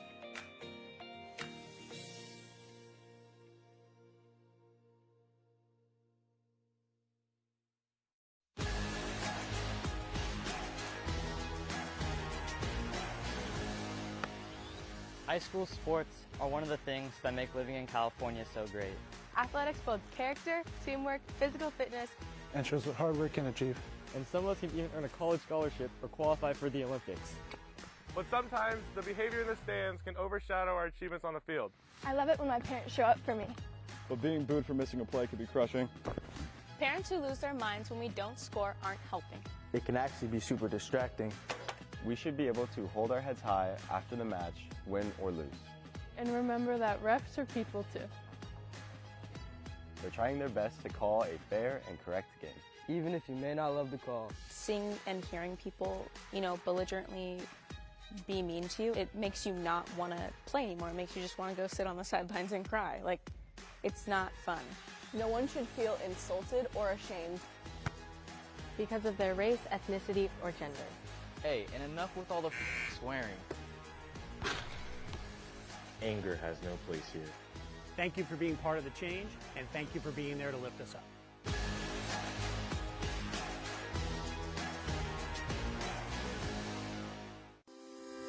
Live local. Help support your favorite businesses with the Shop Riverside Community Card. With over 200 Riverside businesses giving exclusive discounts and offers to community cardholders, there's something for everyone.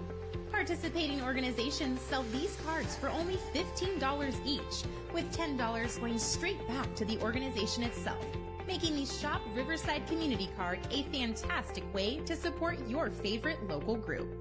For more information about the Shop Riverside Community Card and to find participating businesses, please visit shopriversidenow.com. And don't forget to live local.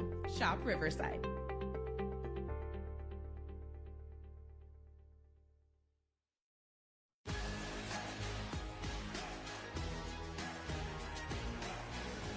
High school sports are one of the things that make living in California so great.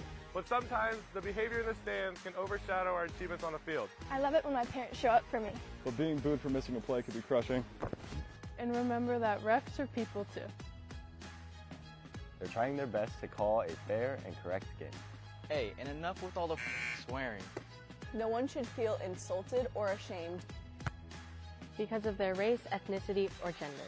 We should be able to hold our heads high after the match, win or lose.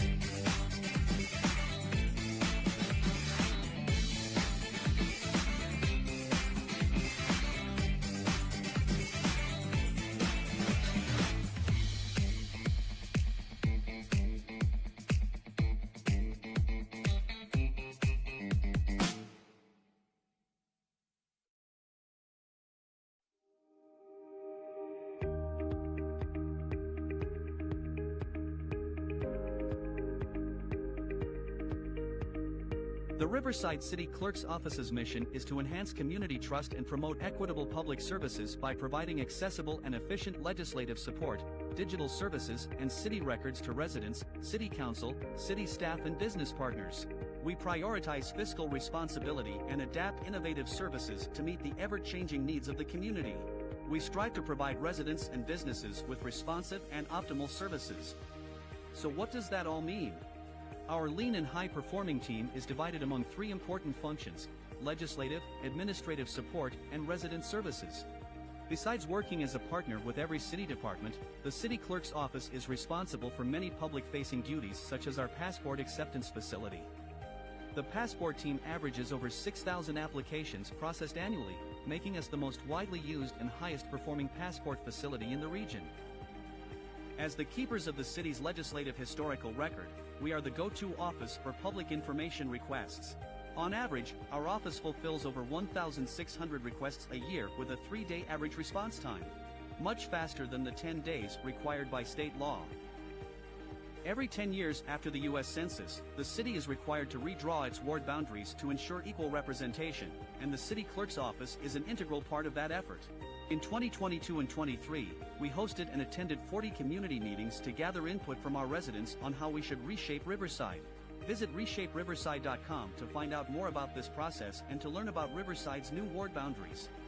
The city clerk's office is also responsible for municipal elections, as well as the onboarding and swearing in of all newly elected council members and newly appointed board and commission members. Our office processes all applications for new members and provides annual training for the city's legislative bodies. We provide staff and legislative support for 8 of the city's 18 boards and commissions. The city clerk's office also provides agenda processing for city council and committees, as well as the boards and commissions that we support, averaging over 200 agendas processed per year. As the City of Riverside's filing officer, the city clerk is responsible for processing financial disclosure forms for public officials as well as routing contracts for execution. All this work would not be possible without our dedicated team. City clerks truly are the grease that keep the wheels of municipal government turning, and our office is here to support Riverside's residents by ensuring that the decision-making process is transparent to the public, complies with federal, state, and local regulations, and is properly recorded. If you have a public records request, want to know more about the city's legislative history, or have an interest in running for public office, the Riverside City Clerks team is here for you. To find out more, please visit riversideca.gov/cityclerk.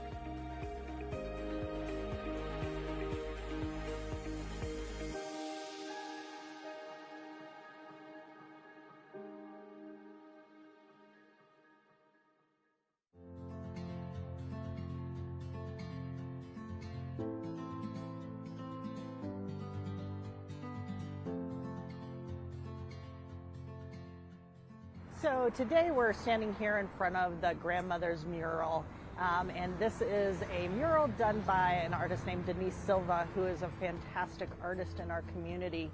And we found this mural when she submitted it for another proposal. And when we, the staff saw it, we said this has to go up somewhere in Riverside. So I was a little intimidated by the, just setting in a concept, but I thought this is something that I really wanted to do, and actually I just felt really called to submit it. I had become a grandmother, and the way the universe works. 24-3 at the half. Welcome back. Azal Hassan back with you, along with Jeff Gorham, the great Pep Fernandez down on the sideline. Hall of Famer. With Coach Chris Chaddick. Hall of Fame Pep Hall of Fame Pep Fernandez. Wall of Distinction Pep Fernandez. Yes, he is distinct. Very distinct. RCC with the lead will kick off. Marcise Yetz back deep, along with Jalen Uttendahl. Uttendahl out of Fresno as well. Returner, he models his game after Tyreek Hill, so he's going to want to bring this one back. Panikowski booms it deep. Uttendahl will get a chance from the 2. Actually, I'm sorry, this is Yetz. And Yetz goes down and loses the football, and there'll be a tripping call there. The flag came in. I don't think it was advertent. I think he just went down and ended up tripping Yetz, and Yetz lost the ball. Andre Bransell will get whistled on that, it looks like, as Dwayne Finley will tell us what happened. The ball right now sitting at the 14-yard line, but it'll move up a little bit. Here's a look at the replay. and he kind of dove at him, and he did trip him, but he lost the football, and recovered by RCC, but El Camino will keep it.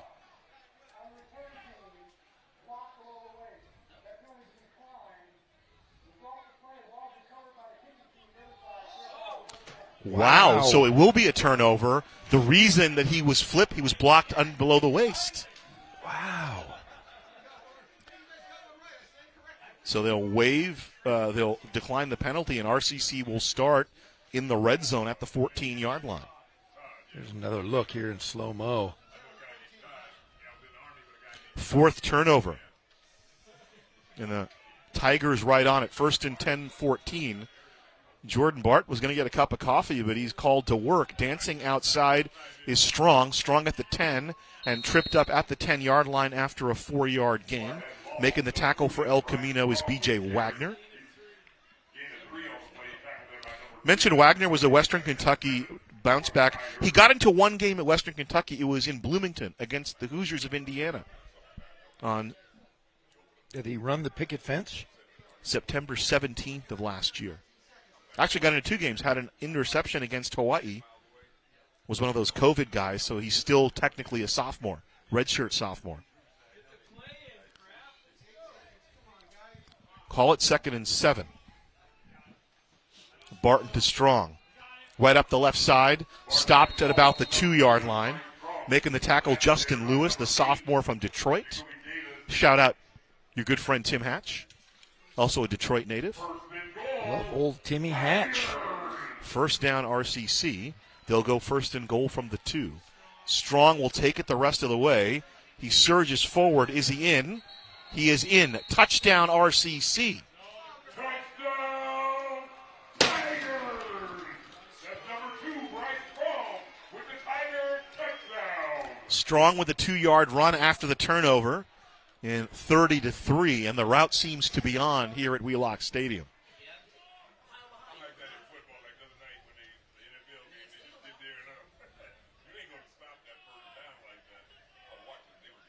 Panikowski on for the PAT.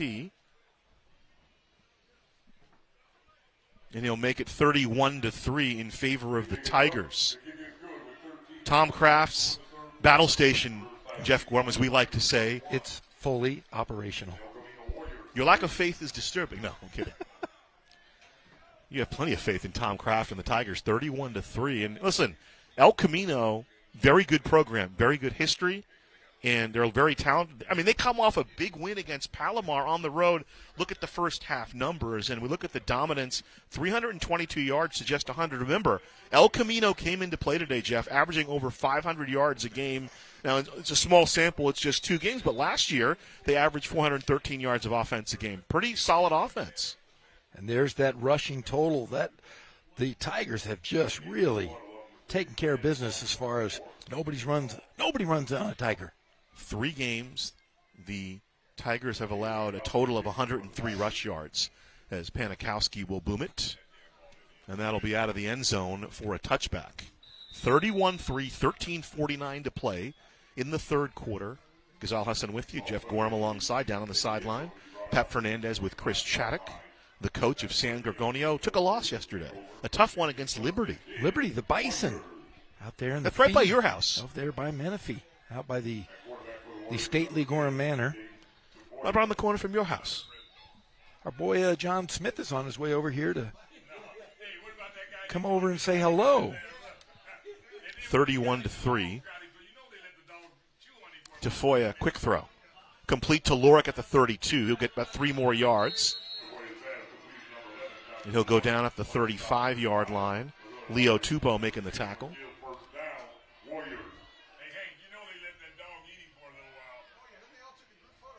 11-yard pickup and a first down. Dayton Tafoya, true freshman out of Fresno. Yets in motion. They're going to try to get it out. No, the little Statue of Liberty play. Running right up the middle is Amani Givens. And this Givens kid flips the field, gets down to the 36-yard line. 28-yard pickup for Amani Givens, the sophomore from Woodlawn in Baton Rouge. He's got touchdowns in each of the first 2 games. Had a 66-yard run last week against Palomar. That one not quite long. I think it was 26. They marked to the 38. He was moving, though, and there he is up right around through the middle here. Bryant Williams on the slant, makes the catch, slides down inside the 30 at the 28-yard line.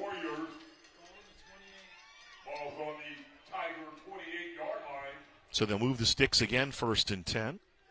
1st and 10 from the 28 for El Camino. Now, this looks like the Warrior offense we saw the first 2 weeks.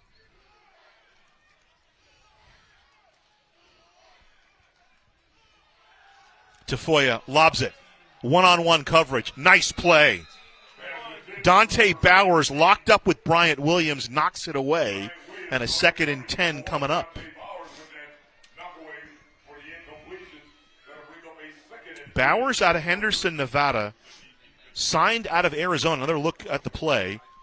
Williams, the best receiver for El Camino, out of New Orleans. Remember, coming off an injury.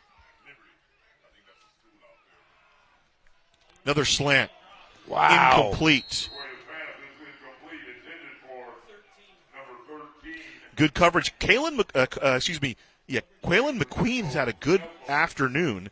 Lucas Reynoso, the freshman from Warren. Reynoso went up, and I mean, he was way up there. Watch here on the replay. Yeah, Gifford Lindheim likes him a lot. Says he's probably, he's a young guy, needs experience, but one of the more talented guys we've ever bought in. Here's the give to Givens. Givens pinballs up inside the 25 to the 24, 4 yards on that play. Bringing up 4th down. Remember the Givens kids when we were kids? Yes. They were going to be the next Jackson 5, and it didn't quite work out. I guess there are a lot of bands like that, trying to be the next Jackson 5. Marcise Yetz in the backfield with Givens. Givens lined up as the fullback. Bryant Williams in the far slot. Tafoya running. On 4th down, they go for it. Slides down inside the 20. He's got the first down to the 18. 6-yard pickup. He needed 6. Oh, wait a minute. They're not going to give it to him. Looks like they're marking him at the 19. Line judge standing at the 19-yard line, and that's short. Wow. So Tafoya, it looked like Tafoya slid at the 18. But Dwayne Finley now, they're not going to, they can measure it. If you look at the marker's in front of the 19-yard line, and they marked him down right at the 19. So he's going to be half a yard short on the measurement.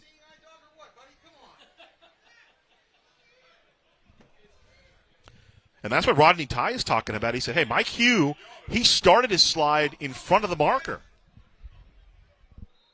So it doesn't matter. They can measure it. He'll be short.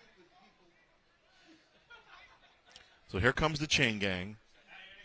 And that's unfortunate. We're going to look at it. I thought with the naked eye that Tafoya started his slide at the 18. But I could be wrong. I think you are correct. I think everybody, even up here in the booth, is. Yeah, so the measurement's going to be short, but that's not the main question. The question is, where did Tafoya start his slide? But, nobody on El Camino is jumping up and down. Maybe Tafoya thought it was 3rd down, but I thought he started his slide at about the 18.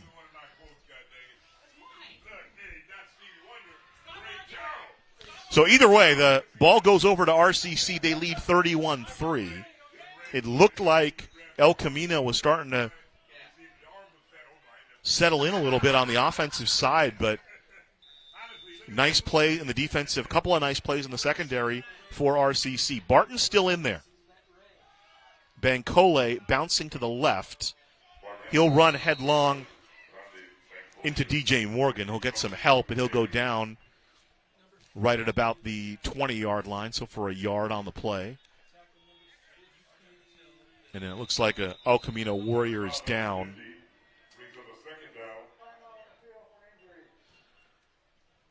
That might be Morgan.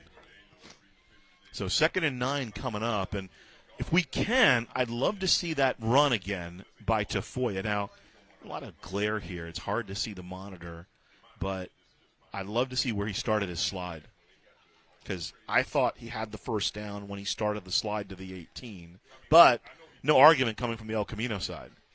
So usually at least somebody will say something. 30th meeting between these two teams. Here's a look. So here's Tafoya. Let's check it out here. And Tafoya, boom, boom, boom. 18. Oh, here he is. Yeah, that was. I thought he had it. Yep. But the official's the law. Dwayne Finley is the law. Anyway, 30th meeting. The series dates back to 1948. The first 18 meetings were very much in favor of El Camino. They won 14 of the first 18, and RCC has won the last 11. 11. Reminds me of the old, well, there's Spinal Tap, right? These go to 11, but then there's also the old Negative Land. Do you know how many time zones there are in the Soviet Union? 11. All right. Of course, we're dating ourselves here. Up the middle, Bancole, and he goes down over the 20 to about the 22. Coming up and making the hit, Cayenne Arrington. And we'll go down to Pep Fernandez.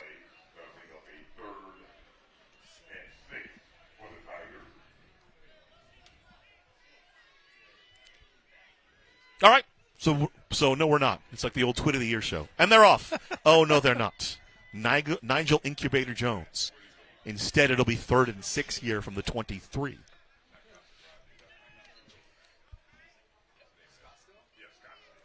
Barton in the pocket, has time. Now he doesn't.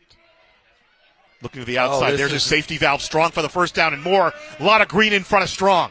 Strong to the 30. He's got a blocker in front of him. He'll duck inside and be pulled down inside the 10. They flip the field down to the 6-yard line. 71-yard completion completely flips the field. Wow. Actually, yeah, so. Great play.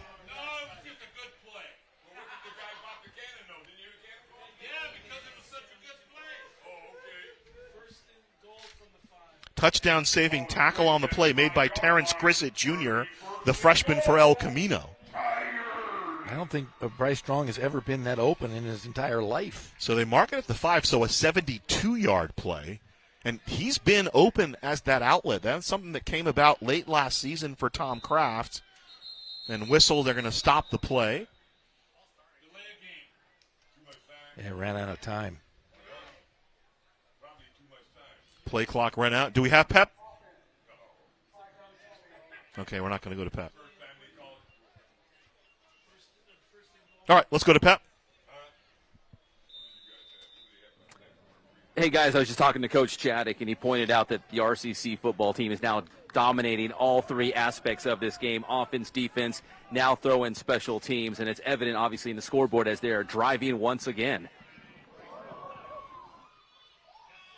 So Strong gets back to the actual initial line of scrimmage, combining on the hit. Jagger Tavi, along with Emilio Gutierrez. Tavi's brother played for El Camino, his brother Jonah. He's at San Diego State, now in the NFL. He's got another buddy, Jelani, who played in the NFL. Jordan played at USC. And Justice also played at El Camino. He's now at San Diego State, started his career at Hawaii. Another interesting fact about the Tavi family, their uncle, New Zealand. My favorite team in the entire world. Played rugby for the national team. You know what they're called, Jeff? Yeah, I still have a sweater. The All Blacks. Yeah. The greatest rugby team in the world. 2nd and goal here. Strong dancing. I lived down in New Zealand. Lived in Dunedin. Used to go watch the All Blacks play. Keith Davis combining with DJ Morgan on the stop and 3rd down coming up. So the delay backed him up a little bit, and now a 3rd down situation. Now this last year would be tight end territory, right? We'd see the double tight. We don't see the double tight right now. We don't even see one tight end now. One-on-one coverage here to see which receiver he goes to. Barton for Halloween. Jump ball. Touchdown, Tigers. Kajaya Halloween went up and high-pointed it. 6-yard reception from Jordan Barton. His 3rd touchdown pass on the evening. And another receiver there. Afternoon. Obviously, it's not evening yet. Halloween going up and getting it. The former quarterback, the converted quarterback out of San Jacinto. Played for Eric Galliano. A couple of years under Chip Kelly at UCLA. Now changing positions. Panikowski on for the PAT.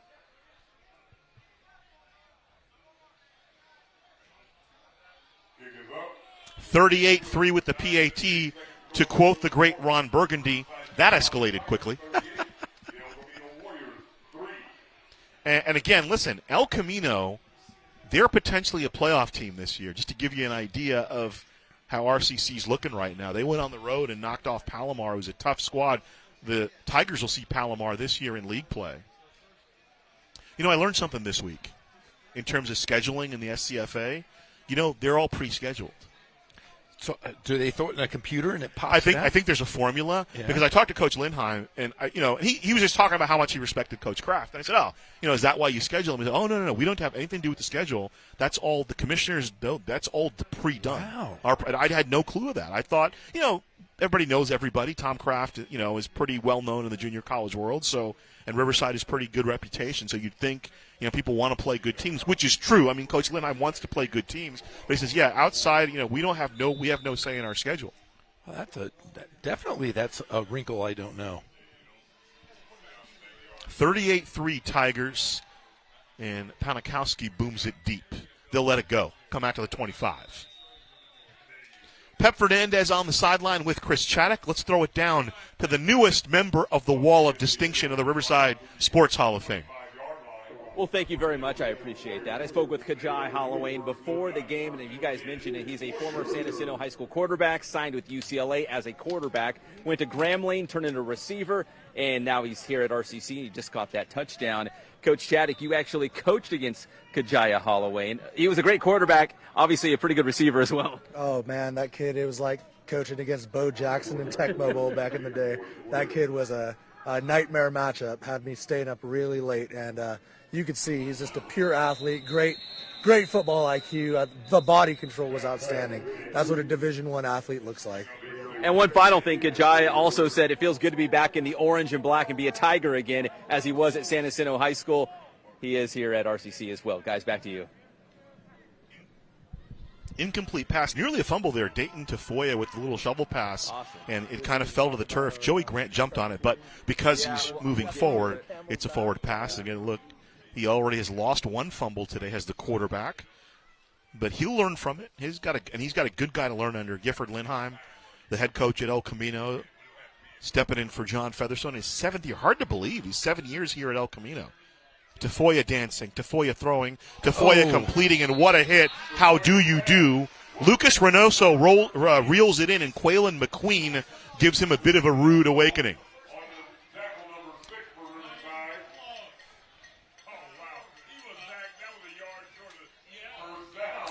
And they'll mark it to the 35. They'll move the sticks. 3 receivers to the bottom of the formation. Reynoso, Lorick, and Bryant Williams. Here's the give. I believe that was Zamir Hall, the freshman out of Bakersfield. And he'll get up to about the 35, maybe a yard on the play.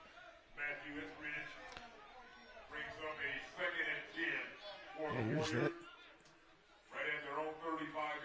Tafoya running. Wow. McQueen's been all over today. Quaylen McQueen doing a great job in the secondary for RCC, the freshman from Central High in Florida.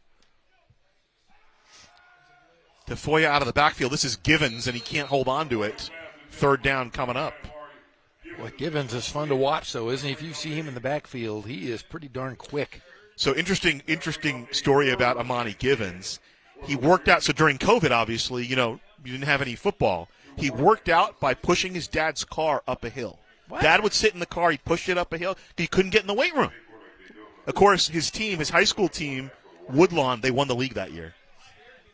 I assume so. You're pushing cars. Got to get Luke and Johnny, Fast Johnny, to push your car. So flag comes in. It'll be 5 yards on El Camino. They'll back it off. False start called on the Warriors.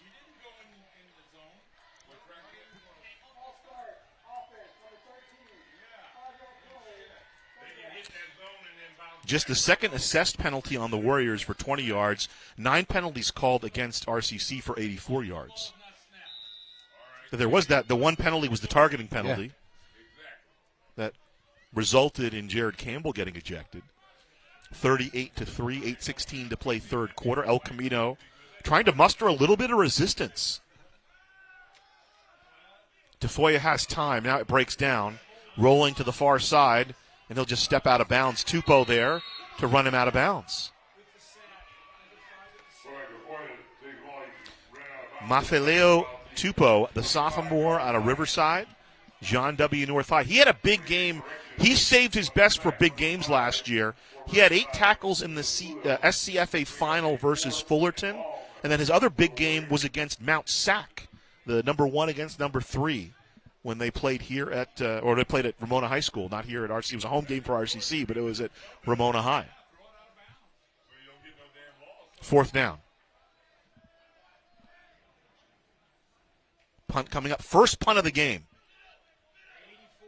Getting it away, Jonathan Roditis out of Peninsula High in Palos Verdes. Fair caught at the 34. So a 38-yard kick, no return. First down and 10 for RCC.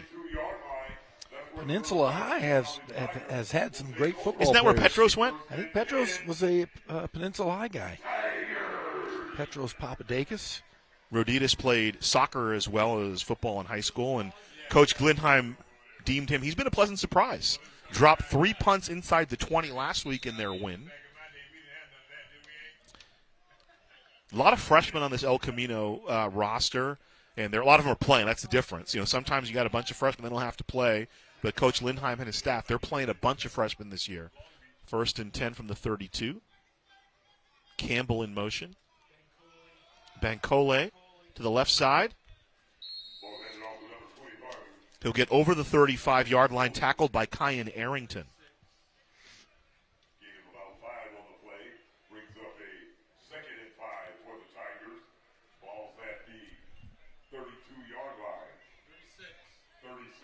So 4-yard pickup, 2nd and 6. That's already gone. 38-3 Tigers playing in the third quarter. Under 7 minutes to play, clock moving.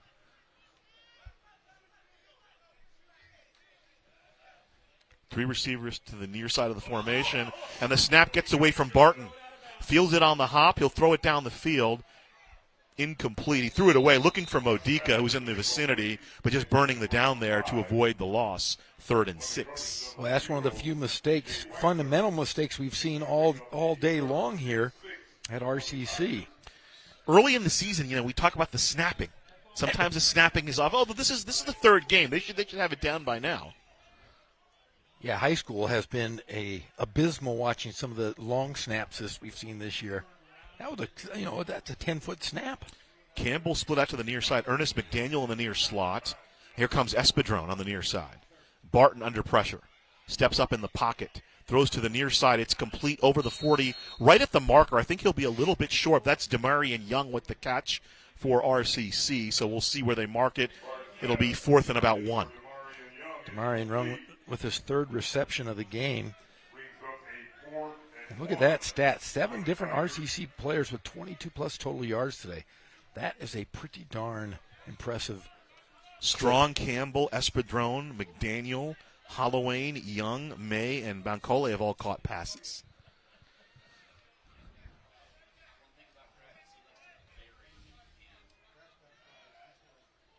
So tight end in on the play. Bankole will go to the other side, though. He may be short. If where the line judge is standing, they're short. And now Dwayne Finley says 1st down.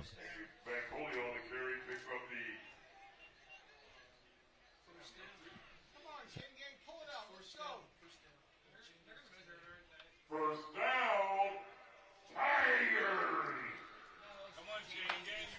So the ball to the 42. It'll be a 1st down.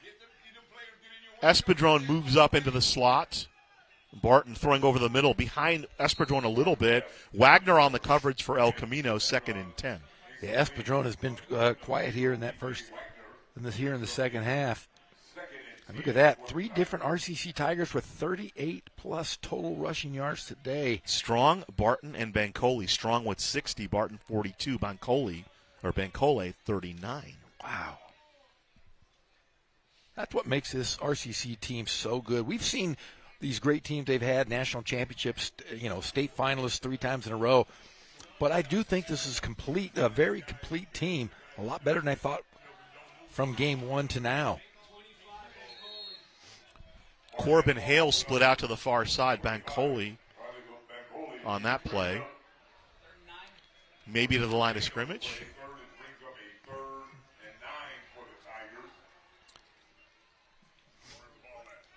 Only one punt today. Yeah. No punts at all in the first half. So we got a yard on the play, did Bancole.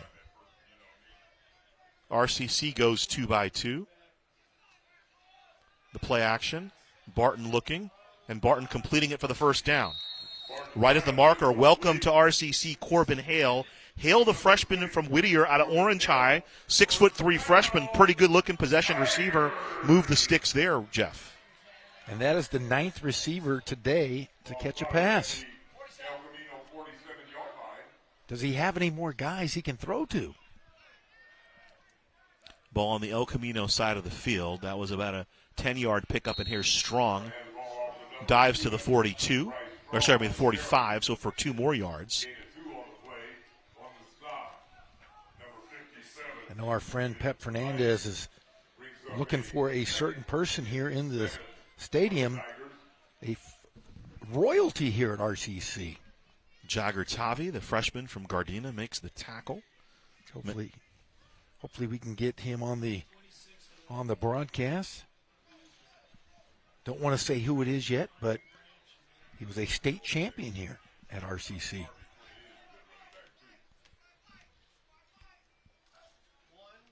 In motion, Modica. He'll throw to Modica at the 40-yard line, 35. Little straight arm there at about the 32, and he'll finally be brought down. Initial contact on the play made by Emilio Gutierrez. Khalil Williams finally dragged him down after a gain to the 33, so a 13-yard pickup to the 32. Sorry. So again, spreading the wealth is Jordan Barton. 21 of 23 is Barton.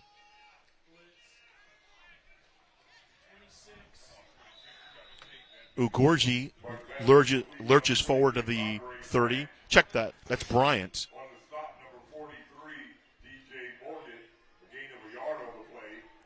Andre Branch, is the ball carrier out of Levine, Arizona, Betty Fairfax High. And that's the 10th receiver now to catch a football today.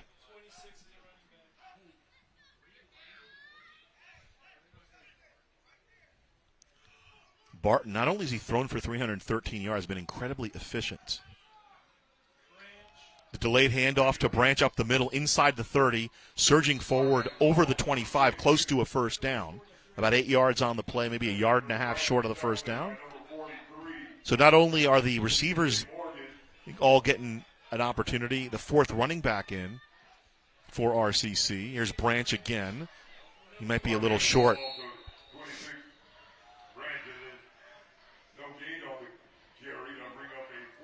Here comes Gabe. Morgan around the ball, but also filling the space is Keith Davis, the big sophomore out of Cathedral High, had 5 tackles on the season. Last week he had 3 at Palomar. And so now a 42-yard field goal attempt for Panikowski. Missed earlier from 39, made earlier from 30. Yeah, Coach Kraft not happy with that at all. And you ask, how can a coach not be happy with up 38-3? Well, they have kind of preset packages, right? Yes. So you're supposed to know when you go in, and when a player doesn't know when he goes in, it's either on the player or on the coordinator or the assistant coach who's running that group. I just like how they had to call a timeout. RCC's just standing out there. No need to talk. El Camino's over there with the coaching staff.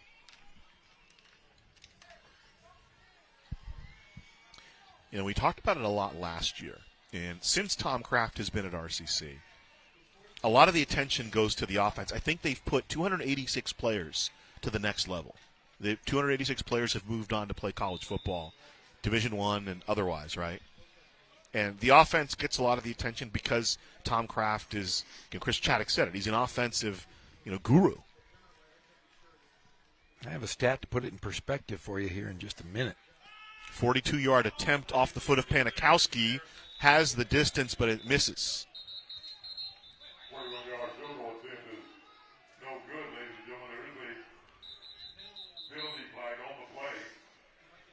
Go ahead. What was the point you were going to make? Just during Tom Kraft's reign here, he's had 285 transfers in 11 seasons. 70% of those are all D1. That's a pretty darn impressive clip. That's why players come to RCC. And the foul is going to be on El Camino, so the offense will come back out. It'll be first down. Wow, so the Tigers lucked out of that one. Now, does that count as a missed field goal or a no? Because it was a penalty. Yeah, a penalty. Okay, good. Got to keep my guy stats up high. But to finish the point, RCC has been a prolific offensive team, but in recent years, especially going back to that national championship year in 2019, James Cook's defense has been a big part of it, and we see this El Camino, very potent offense, being held to 3 points. Barton to throw on first down. Espadron with the catch, dives inside the 10. First down, Norion Espadron. A one-handed grab. Didn't even put his other hand on the ball. Daniel Cassidy and B.J. Wagner combine on it, throws it behind him, and it's like he had Stickum. He just kind of reeled it in. What a great catch. So first and goal inside the 10. They mark it to the 8, a 12-yard pickup. Timeout on the play called by RCC with 1:35 to play. We're still in the third quarter on the Tigers, 38-3. And, sometimes a team just has your number. We talked about, El Camino, 11 straight losses, and sometimes it just gets in your head. It was 45-10 here last year in league play. This is obviously a non-league. And just a great tradition at El Camino. You talked about, RCC, and El Camino sent so many players to the Division I level. John Featherstone was there for 30 years. He won a couple of state titles and was always the top of the league. And then obviously it kind of fell off towards the end of his tenure because of his health. Unfortunately, Coach Feather no longer with us, but played for Don Coryell. And if you ever met Coach Feather, just a great attitude about life. I mean, he was out playing beach volleyball well into his 70s. Wow. And he was a surfing guy and a beach volleyball guy and somewhat of a philosopher and very kind of easygoing. And one of those guys, I would compare him to you in the sense that you could talk to him for 5 or 10 minutes, never having met him before, and it would be like he was your best friend because he knew how to talk to people. He was just a great guy, great human being. Captain Featherstone. Coach Feather, they called him. First and goal from the 8 for RCC. Barton is dancing. He'll throw to the back of the end zone, and it's a touchdown. Jesse Campbell with the catch. Touchdown, Riverside. I mean, El Camino coming in averaging over 40 points per ball game. And this is, like you said, Coach Cook has really, really put the clamps on this offense. The turnover, sometimes turnovers, you get hit in the mouth a little bit. And remember, don't discount the ejection of Jared Douglas for targeting. Huge. He's one of the leaders on the defense, and that, you got to scramble. And of course, everybody talks about next man up, but sometimes there's the guys you don't want to lose. And Panikowski booms that one through, and it's 45-3. At least if you're El Camino, you go build on this, right? It's a non-league game. You get into league, and you kind of look back and, what could we have done differently in this one? And, Coach Lindheim, I know him for a long time. He's got a great staff. Andrew Avalar, the defensive coordinator, he was there with Coach Feather before Coach Lindheim got there. Their defensive line coach, Ken Talanoa, he's been there over 20 years. And their defense is always pretty solid. They run that 4-3, and they have talent. Their area for their talent pool is always very rich. But RCC just got the better of them today. When this series started, Jeff, El Camino won 14 of the first 18 games. And now RCC has won the last 11. So they actually lead the series now 15-14. 30th meeting dating back to 1948. We've had 5 different players score for RCC today. That's a pretty nice thing to have if you're Coach Kraft. A lot in his pockets. And that's a touchback again. 2 touchdowns for Bryce Strong. We just saw the one for Campbell. McDaniel, Demarion Young, Kajaya Holloway. Spreading the wealth, so to speak.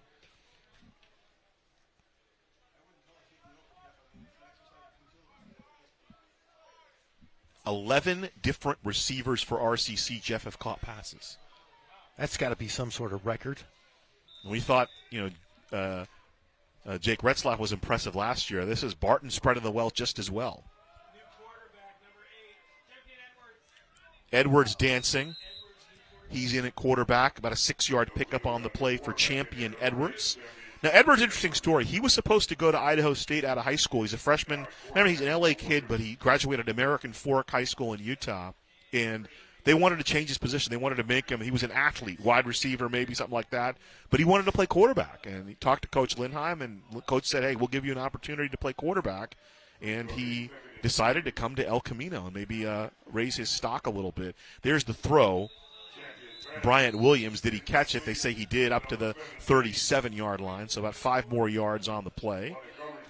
And we saw early in that first half, you said he was a track athlete. Very, very apparent there, the couple runs we've seen him today. Threw one pass last week against Palomar, did Edwards. It was an 84-yard completion. 1st and 10 at the 37. Here's the give up the middle, up to the 40-yard line. 3-yard pickup on the play.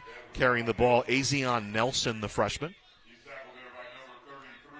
He's kind of low to the ground, kind of built like that, kind of more of a fullback, kind of a physical runner. Low center of gravity, hard to bring down. 3-yard pickup, 2nd and 7. Throw to the outside. Breaks one tackle, up to the first down marker. Making the catch and run, Moses Ross. Ross makes the play. I think they'll move the sticks, and that'll be the end of the third quarter. 45-3, Tigers lead El Camino. We'll throw it down to Pep Fernandez. He has a very special guest standing by. Yeah, guys, I know Jeff was hinting at this at our very special guest. It is RCC legend John Smith, led the Tigers to a state title in men's basketball, now the head coach at Cal Poly San Luis Obispo. And Coach Smith, first off, you're in a familiar place, but what are you doing back in the area? I was down here in Southern California recruiting, and my youngest daughter, who attends University of Southern California, her boyfriend actually plays for RCC. Okay. So she was like, "Dad, can we go down?" I was like, I always love going back to RCC. So in between, recruiting, I came down and watched the game. Got paid back up. And Coach, does it bring fond memories back, just walking on campus, being here at Wheelock? Oh, without a doubt. Just looking at the stairs behind the bleachers, used to have 6 a.m. runs with the players, and then the beautiful Wheelock, the rebuilt Wheelock. Fond memories, best time of my life in coaching. I was going to say Wheelock Gym probably looks a lot different now than when you were out there on the floor. No doubt. I got 1 year in there, so you did? I was able to get 1 year in the new rebuilt Wheelock. But great times here. And finally, Coach, real quick, just in terms of recruiting this area, the city of Riverside, the surrounding communities, there's a lot of high school basketball talent in this area. So it's a lot of fun, like you said, your Riverside roots to come back, but also to see all this talent. Oh, without a doubt. The Inland Empire has always been an area, a hot pocket of talent, and that people have always overlooked at times, but you can't overlook it anymore. There's so much talent here, and you gotta set the ground here and make your mark here. So I'm always going to be here. Well, Coach, it's always great to see you. I appreciate the time. I know Jeff wants to see you as well at some point. He's high up in the booth, so you'll probably have to go up to him instead of him coming down to you. Yeah, no doubt. With them bad knees, I'll be up there. Guys, back up to you. Jeff's laughing, by the way, Coach. Back up to you guys. First play of the fourth quarter, Jalen Uttendahl catches the pass from Champion Edwards and loses about a yard on the play. First man there was Jawan Nixon for RCC, and then a bunch of his friends showed up.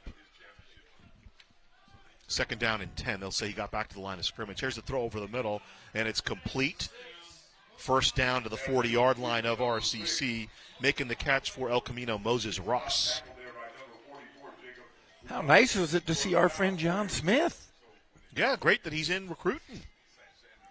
Jacoba Fuamatu with the tackle for RCC, and former 2009 state championship. 2009 state championship. Used to spend the night in my floor when we were little kids.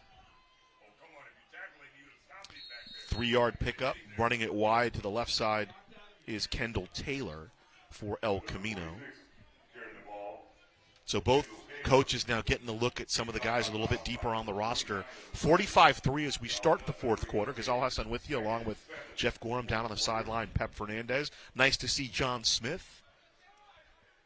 Always real classy. Whenever Alan and I go to San Luis Obispo, he always makes a point to come over and say hello. Well, remember, very nice man. His daughter's playing in the WNBA, plays for the Connecticut Sun. Here's the funny thing, though. John Smith's brother is an assistant coach for the Sparks. Kiana Smith was drafted by the Sparks, and then the day his brother or her uncle comes in, she gets traded to the Connecticut Sun. I wouldn't want to be at that table No. for Thanksgiving. Probably Big John was a little upset. I said, hey, your brother I think they just traded your daughter. Azion Nelson bought down by Avery Iosefa Hart, a sophomore defensive end and a player down on the field. And so Avery Iosefa Hart is out of Temecula, Chaparral High. He is a San Diego State bounce back, and he's a speed rusher off the edge. You know, the last speed rusher off the edge was, remember, Talib Salahuddin, and he is now it's almost like they traded Salahuddin for Iosefa Hart. Salahuddin. We were talking about him at, I think, halftime, weren't we? Nelson walking off the field. He looks to be at least walking off under his own powers. That's always good to see that. I still think he's the most chiseled athlete I have ever seen. Looked like he was made out of granite. Just a phenomenal athlete. Kevon Townsend will split out to the near side. Keelan Smith in the near slot for El Camino. Ball at the 32-yard line for El Camino. Here's the give right up the middle, surging inside the 30, inside the 25 to about the 24-yard line, making the carry for El Camino on the play. Gemini Baramana, sophomore. Jesse Bradbury makes the tackle, the sophomore out of Fontana, played for Nick Matheny, Summit High. 1st and 10 from the 24.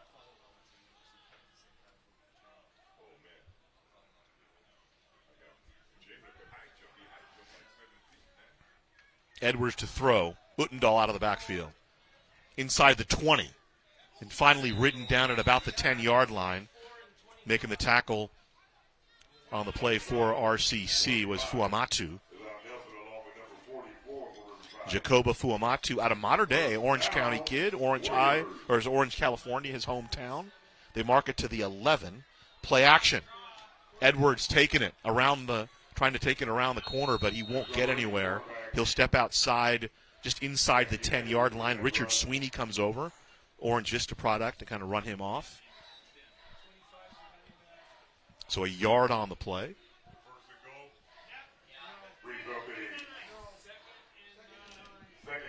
Azion Nelson back in the backfield. Good to see that. Lorick to the top of the formation on the far side. Let's see if they look in that direction. Champion Edwards will give the ball instead to Nelson, and Nelson stopped at the 1-yard line. Making the tackle inside the 5-yard line for RCC, Jalen Nutt. Nutt, a freshman from San Antonio, Texas. So makes the first down. So they put the sticks down, 1st and goal from the 1. So El Camino been limited to just a field goal, trying to get to pay dirt. Azion Nelson still the workhorse right now in this drive. Lorick, one-on-one against Sweeney. He turned inside and threw the ball outside, incomplete. 2nd down. On the coverage, number 2, Richard Sweeney. John Smith coming to take in some football. Nice to hear from him. Have you talked to him about his team? How's his team looking? He says they're going to be a lot better this year. He's got some dudes coming in. Nelson, the give, working. Still on his feet, but met by a convoy, met by a streak of Tigers. Maybe get to the 2-yard line, lose a yard. Yeah, he definitely lost a yard. No, John Smith, he's one of only 3 coaches in RCC history to win a state championship in men's basketball. Do you know who the other 2 are? No, that's football. They're 2 of the most famous college basketball. Well, Jerry Tarkanian, right? Of course, the Tarkin shirt. Mulligan? Coach Bill Mulligan. Was at UC Irvine. The old saddle shoes.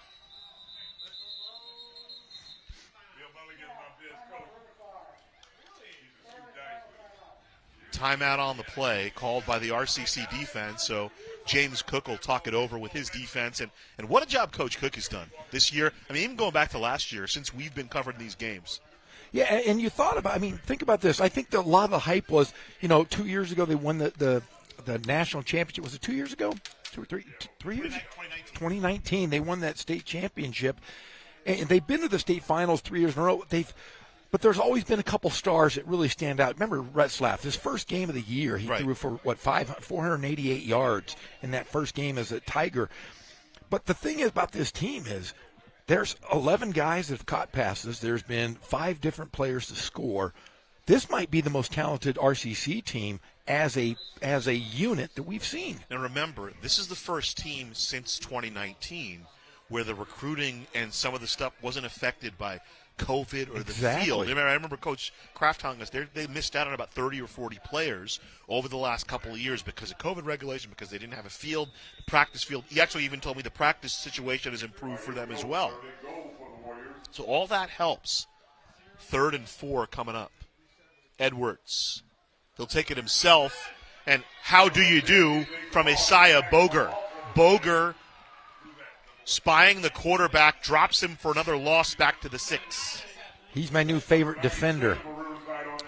Rancho Cucamonga High School product, and although he is a freshman at RCC, one of his high school teammates, Jeff, was C.J. Stroud, who's now playing in the National Football League. They were high school teammates at Rancho. His junior year, Boger had 11 sacks for Rancho Cucamonga.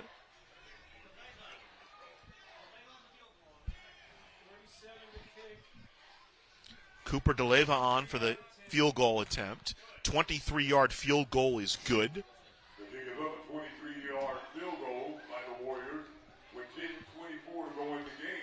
45-6 in favor of RCC. Are we going down to Pep? Let's go down to Pep. Yeah, guys, RCC has still not given up a touchdown in this game. And Coach Chaddock here standing by with me again. And Coach, man, you're just impressed by every facet of this game for the Tigers, but especially, defensively. They've only given up a pair of field goals against one of the top-ranked teams in the state. Coach Cook has put together a tremendous game plan.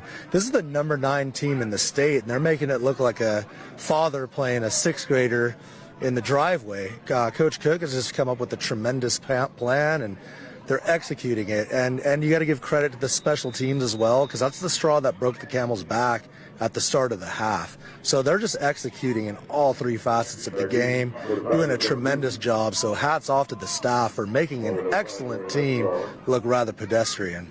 Yeah, any way you slice it, it's been all RCC this afternoon. Jeff and Gazal back up top to you guys. Here's the kickoff, and Bryce Strong will take it from the 1-yard line. Strong up to the 20-yard line. He'll jump forward about the 25-yard line. Tyler Manship with the kickoff for El Camino. So Coach Lindheim also deep in his bag. In terms of evaluating, and that's one of the things is you have teachable moments here when it's 45-6. But if you're a staff, if you're a head coach, you're finding out, okay, who can I rely on next week? Give guys opportunities to earn minutes, earn time on the field. And when you have these kind of guys that are coming in playing, you might find a diamond in the rough here. And we'll see Tom Kraft doing the same thing. Brady Jones, the freshman from Vista Murrieta, into the game.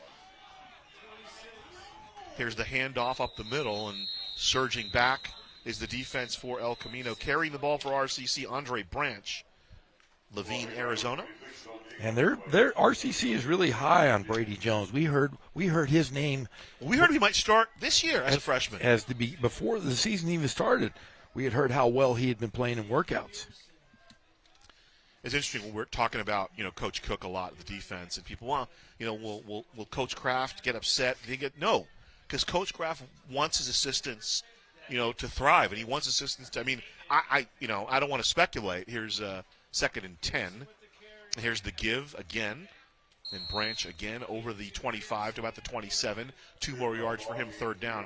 I don't want to speculate, but I'm going to. If in however many years Tom Kraft decides to hang it up, and we've talked the last couple of years, and he still feels excited about coming to the game. He's got the energy. He feels he's in good health.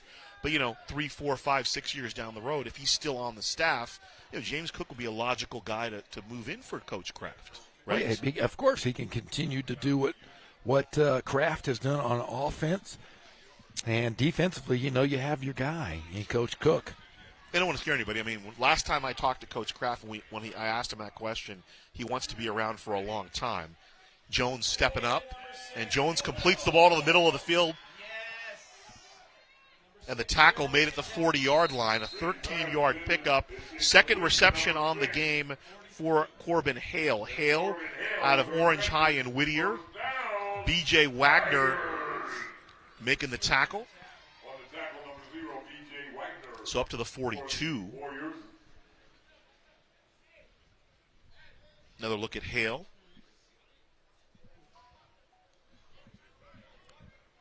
So Hale getting an opportunity. Our first look at him, Jeff. First down and 10 from the 42. Here's the give, bouncing outside, near midfield, still on his feet, finally run out after about a 9-yard gain. Devin. RCC is Divine Pearson. Pearson out of Chaparral, Temecula kid. Just a true freshman, 170-pounder, 5'9", showed his quick speed there. Divine run by Divine Pearson. I like that. And a flag will bring it all back, so they'll wipe it away. That play now never existed.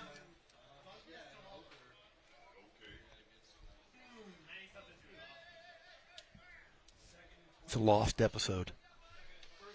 Good run, though, running around that right side of that line. And we have some substitutions on the offensive line as well.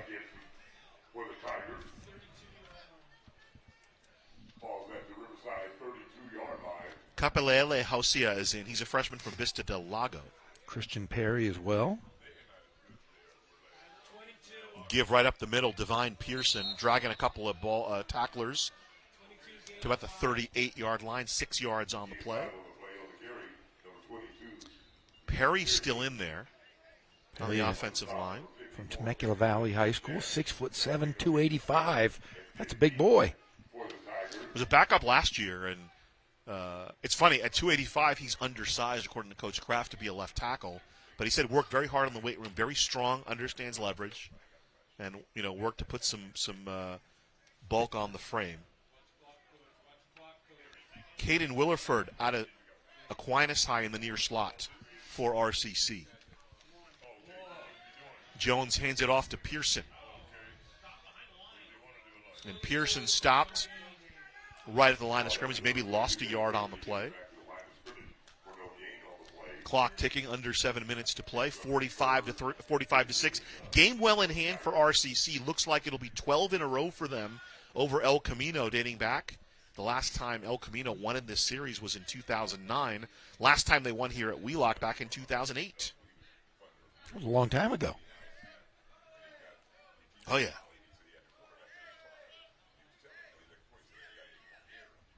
I was young. I was a young man back then. We all were. Jones, the delayed handoff. Pearson slicing up to midfield, breaks a tackle down to the 45's, got the first down.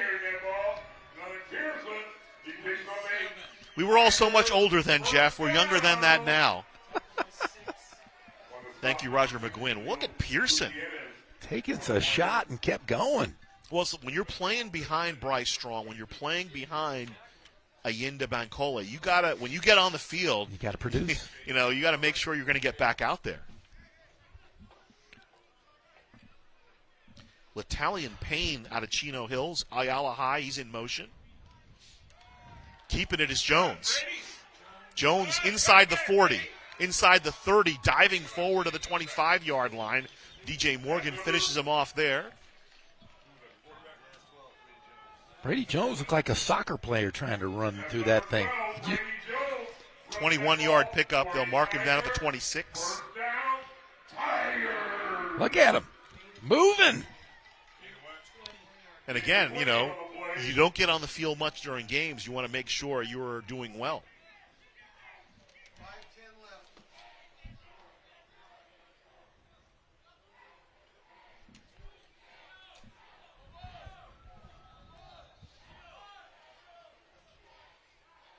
Keeping it again is Jones. RPO.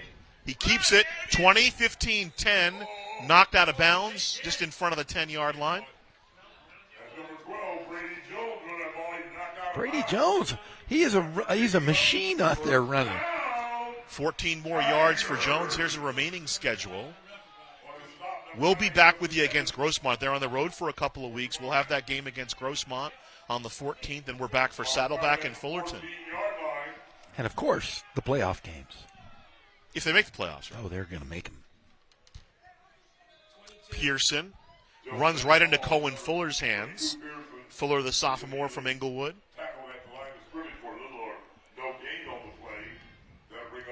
From the wood?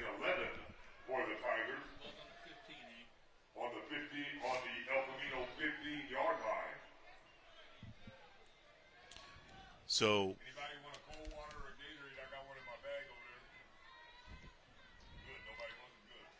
the offense, Jeff, rolling up 554 yards today, but the story really, when the game was still in the balance, was the defense. Yeah, the yardage, it's a given when you have this much talent. I mean, like you said, 11 different receivers, 5 different players score, but the defense is really not a touchdown given up today to a team that's averaging over 40 points a game.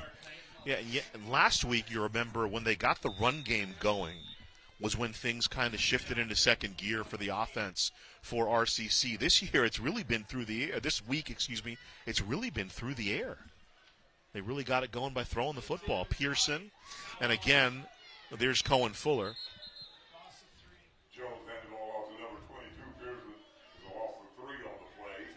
Boy, Fuller has taken advantage of that defensive line. It's been great here in the series.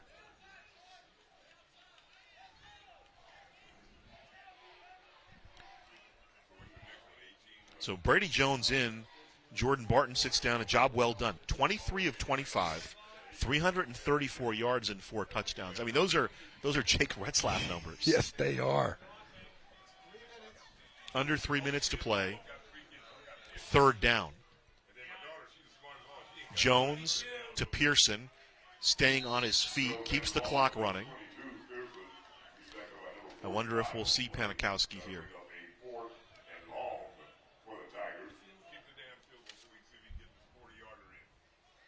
First look at Josiah Cromwell, the Florence, Colorado product. We've seen him on special teams. You see him out there in the near slot. He's one of those tight ends Tom Kraft was talking about. He said could develop into something pretty special, huh? We had Wyatt McClure last year, and he moved on, and then Chris Mejia was great on special teams, and they were in the game a lot together. This year we've mostly seen Connor May, but when I talked to Tom Kraft this year, he said, yeah, you'll see Cromwell in the games. 4th down, that'll be it. They'll turn the ball over on downs. The handoff to Pearson, and with 2:08 left to play, El Camino's offense will come back out there, maybe try to run a little 2-minute drill here. We mentioned, the strength of El Camino is that front four. They rotate about 7 or 8 players in there. That's Cohen Fuller, the sophomore, bounced back from Graceland in the NAIA. Played his high school ball at Cathedral in downtown Los Angeles, among others. He was a Charlotte product, but he moved to L.A. as a senior, played his senior year at Cathedral.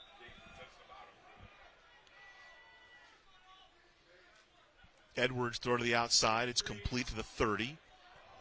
Fuamatu comes in and makes the tackle, making the catch. Kavan Townsend for El Camino. Jacoba Fuamatu. Now here's a guy who's got some opportunity, got some talent, but hard for him to get on the field because of the talent in the linebacking core for RCC. Edwards with time over the middle. Incomplete. In and out of the hands of Kalen Smith. Smith couldn't hold on to it.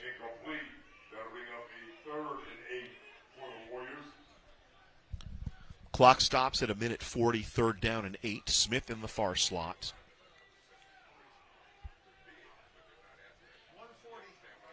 Edwards throwing that fade up. Incomplete. Receiver on the play was Kavan Townsend. On the defense, Dayton Ford out of Martin Luther King High. We'll see the Wolves next weekend on the high school coverage. That's right. Against John W. North. And this RCC team, remember, they're going to be on the road for the next 2 games. Then they're going to have a bye week. Yeah, and they're not back here for almost a month. Yeah, almost a month. But, yeah, so a bye week before they come back here at Wheelock Stadium. We'll have that one for you against Grossmont on October 14th at high noon. 3rd and 3. Edwards, under pressure, underneath. How do you do? Jawan Nickerson makes the play against Dustin Reed. Destin Reed out of Peninsula in Lake Elsinore.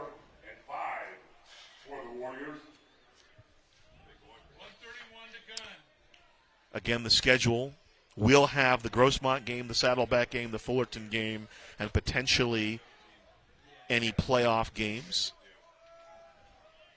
Don't you live right by Mount San Jacinto, that stadium? Maybe we could work something out and do that one, too. It's right by my house. Yeah. Beautiful, brand new stadium, state-of-the-art weight Walk room. over there and talk to some people. You can talk to people. I can't talk. Are you kidding me? Ball over on downs to RCC with 1:26 left in this one. I mean, it would be nice to cover that game. It's just down the road. You have everybody over to the hot tub after the game. They can all come over to my house. I'll make hot dogs, bologna sandwiches. Before and after. Oh, that'd be great. Except I don't know if I could feed some of these guys. Yeah, you can feed Steve. You've known Steve a long time. One of the cameramen. Oh, those guys. I was going to bring over the Tiger team. Oh, wow. Well, Isaiah Boger. Hey, I can't feed those guys. You should feed him I whatever can he feed wants. our crew. I could feed them salad. Snacks. Everybody on our crew is so fit.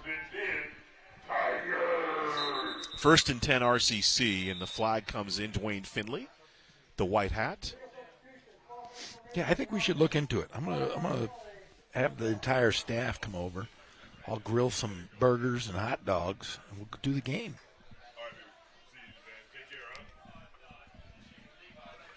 Back it off 5 yards. So RCC will go to 3-0 on the season. A very impressive win against a good El Camino team. We mentioned that in the state, coming in the 2 state polls, RCC is number 2 in both state polls.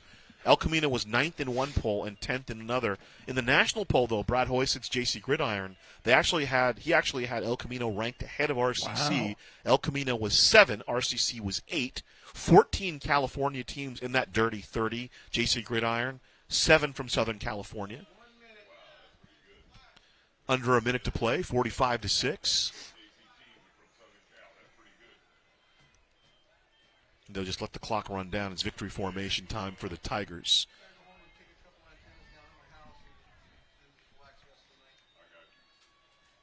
Kneel down from Jones.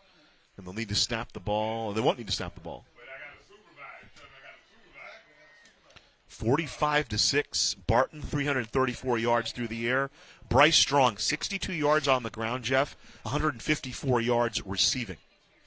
That's an amazing stat right there. I mean, he, like you said, the improvement of that young man from last year to this year, it is pretty remarkable how well he has adjusted and got better and better and better. So the Tigers with the win, 3-0 over El Camino. Knocking off El Camino, the first loss on the year. When they get through with the handshakes, Pep Fernandez will have Tom Kraft for us. 24-3 at the half, and then the second half started badly for El Camino with a turnover on the kickoff, and then all of a sudden it was 31-3, then 38-3, and it was all kind of coming downhill. Yeah, but the one thing I will say, I think Coach Chaddock hit on this. There's 3 facets of the ball game that the Tigers really, really owned. It was special teams, offense, and defense. But there is another element to that, is that the guys they're buying in. You could tell defensively, you don't give up a touchdown. But they were all focused, and it was just a team effort, a great team.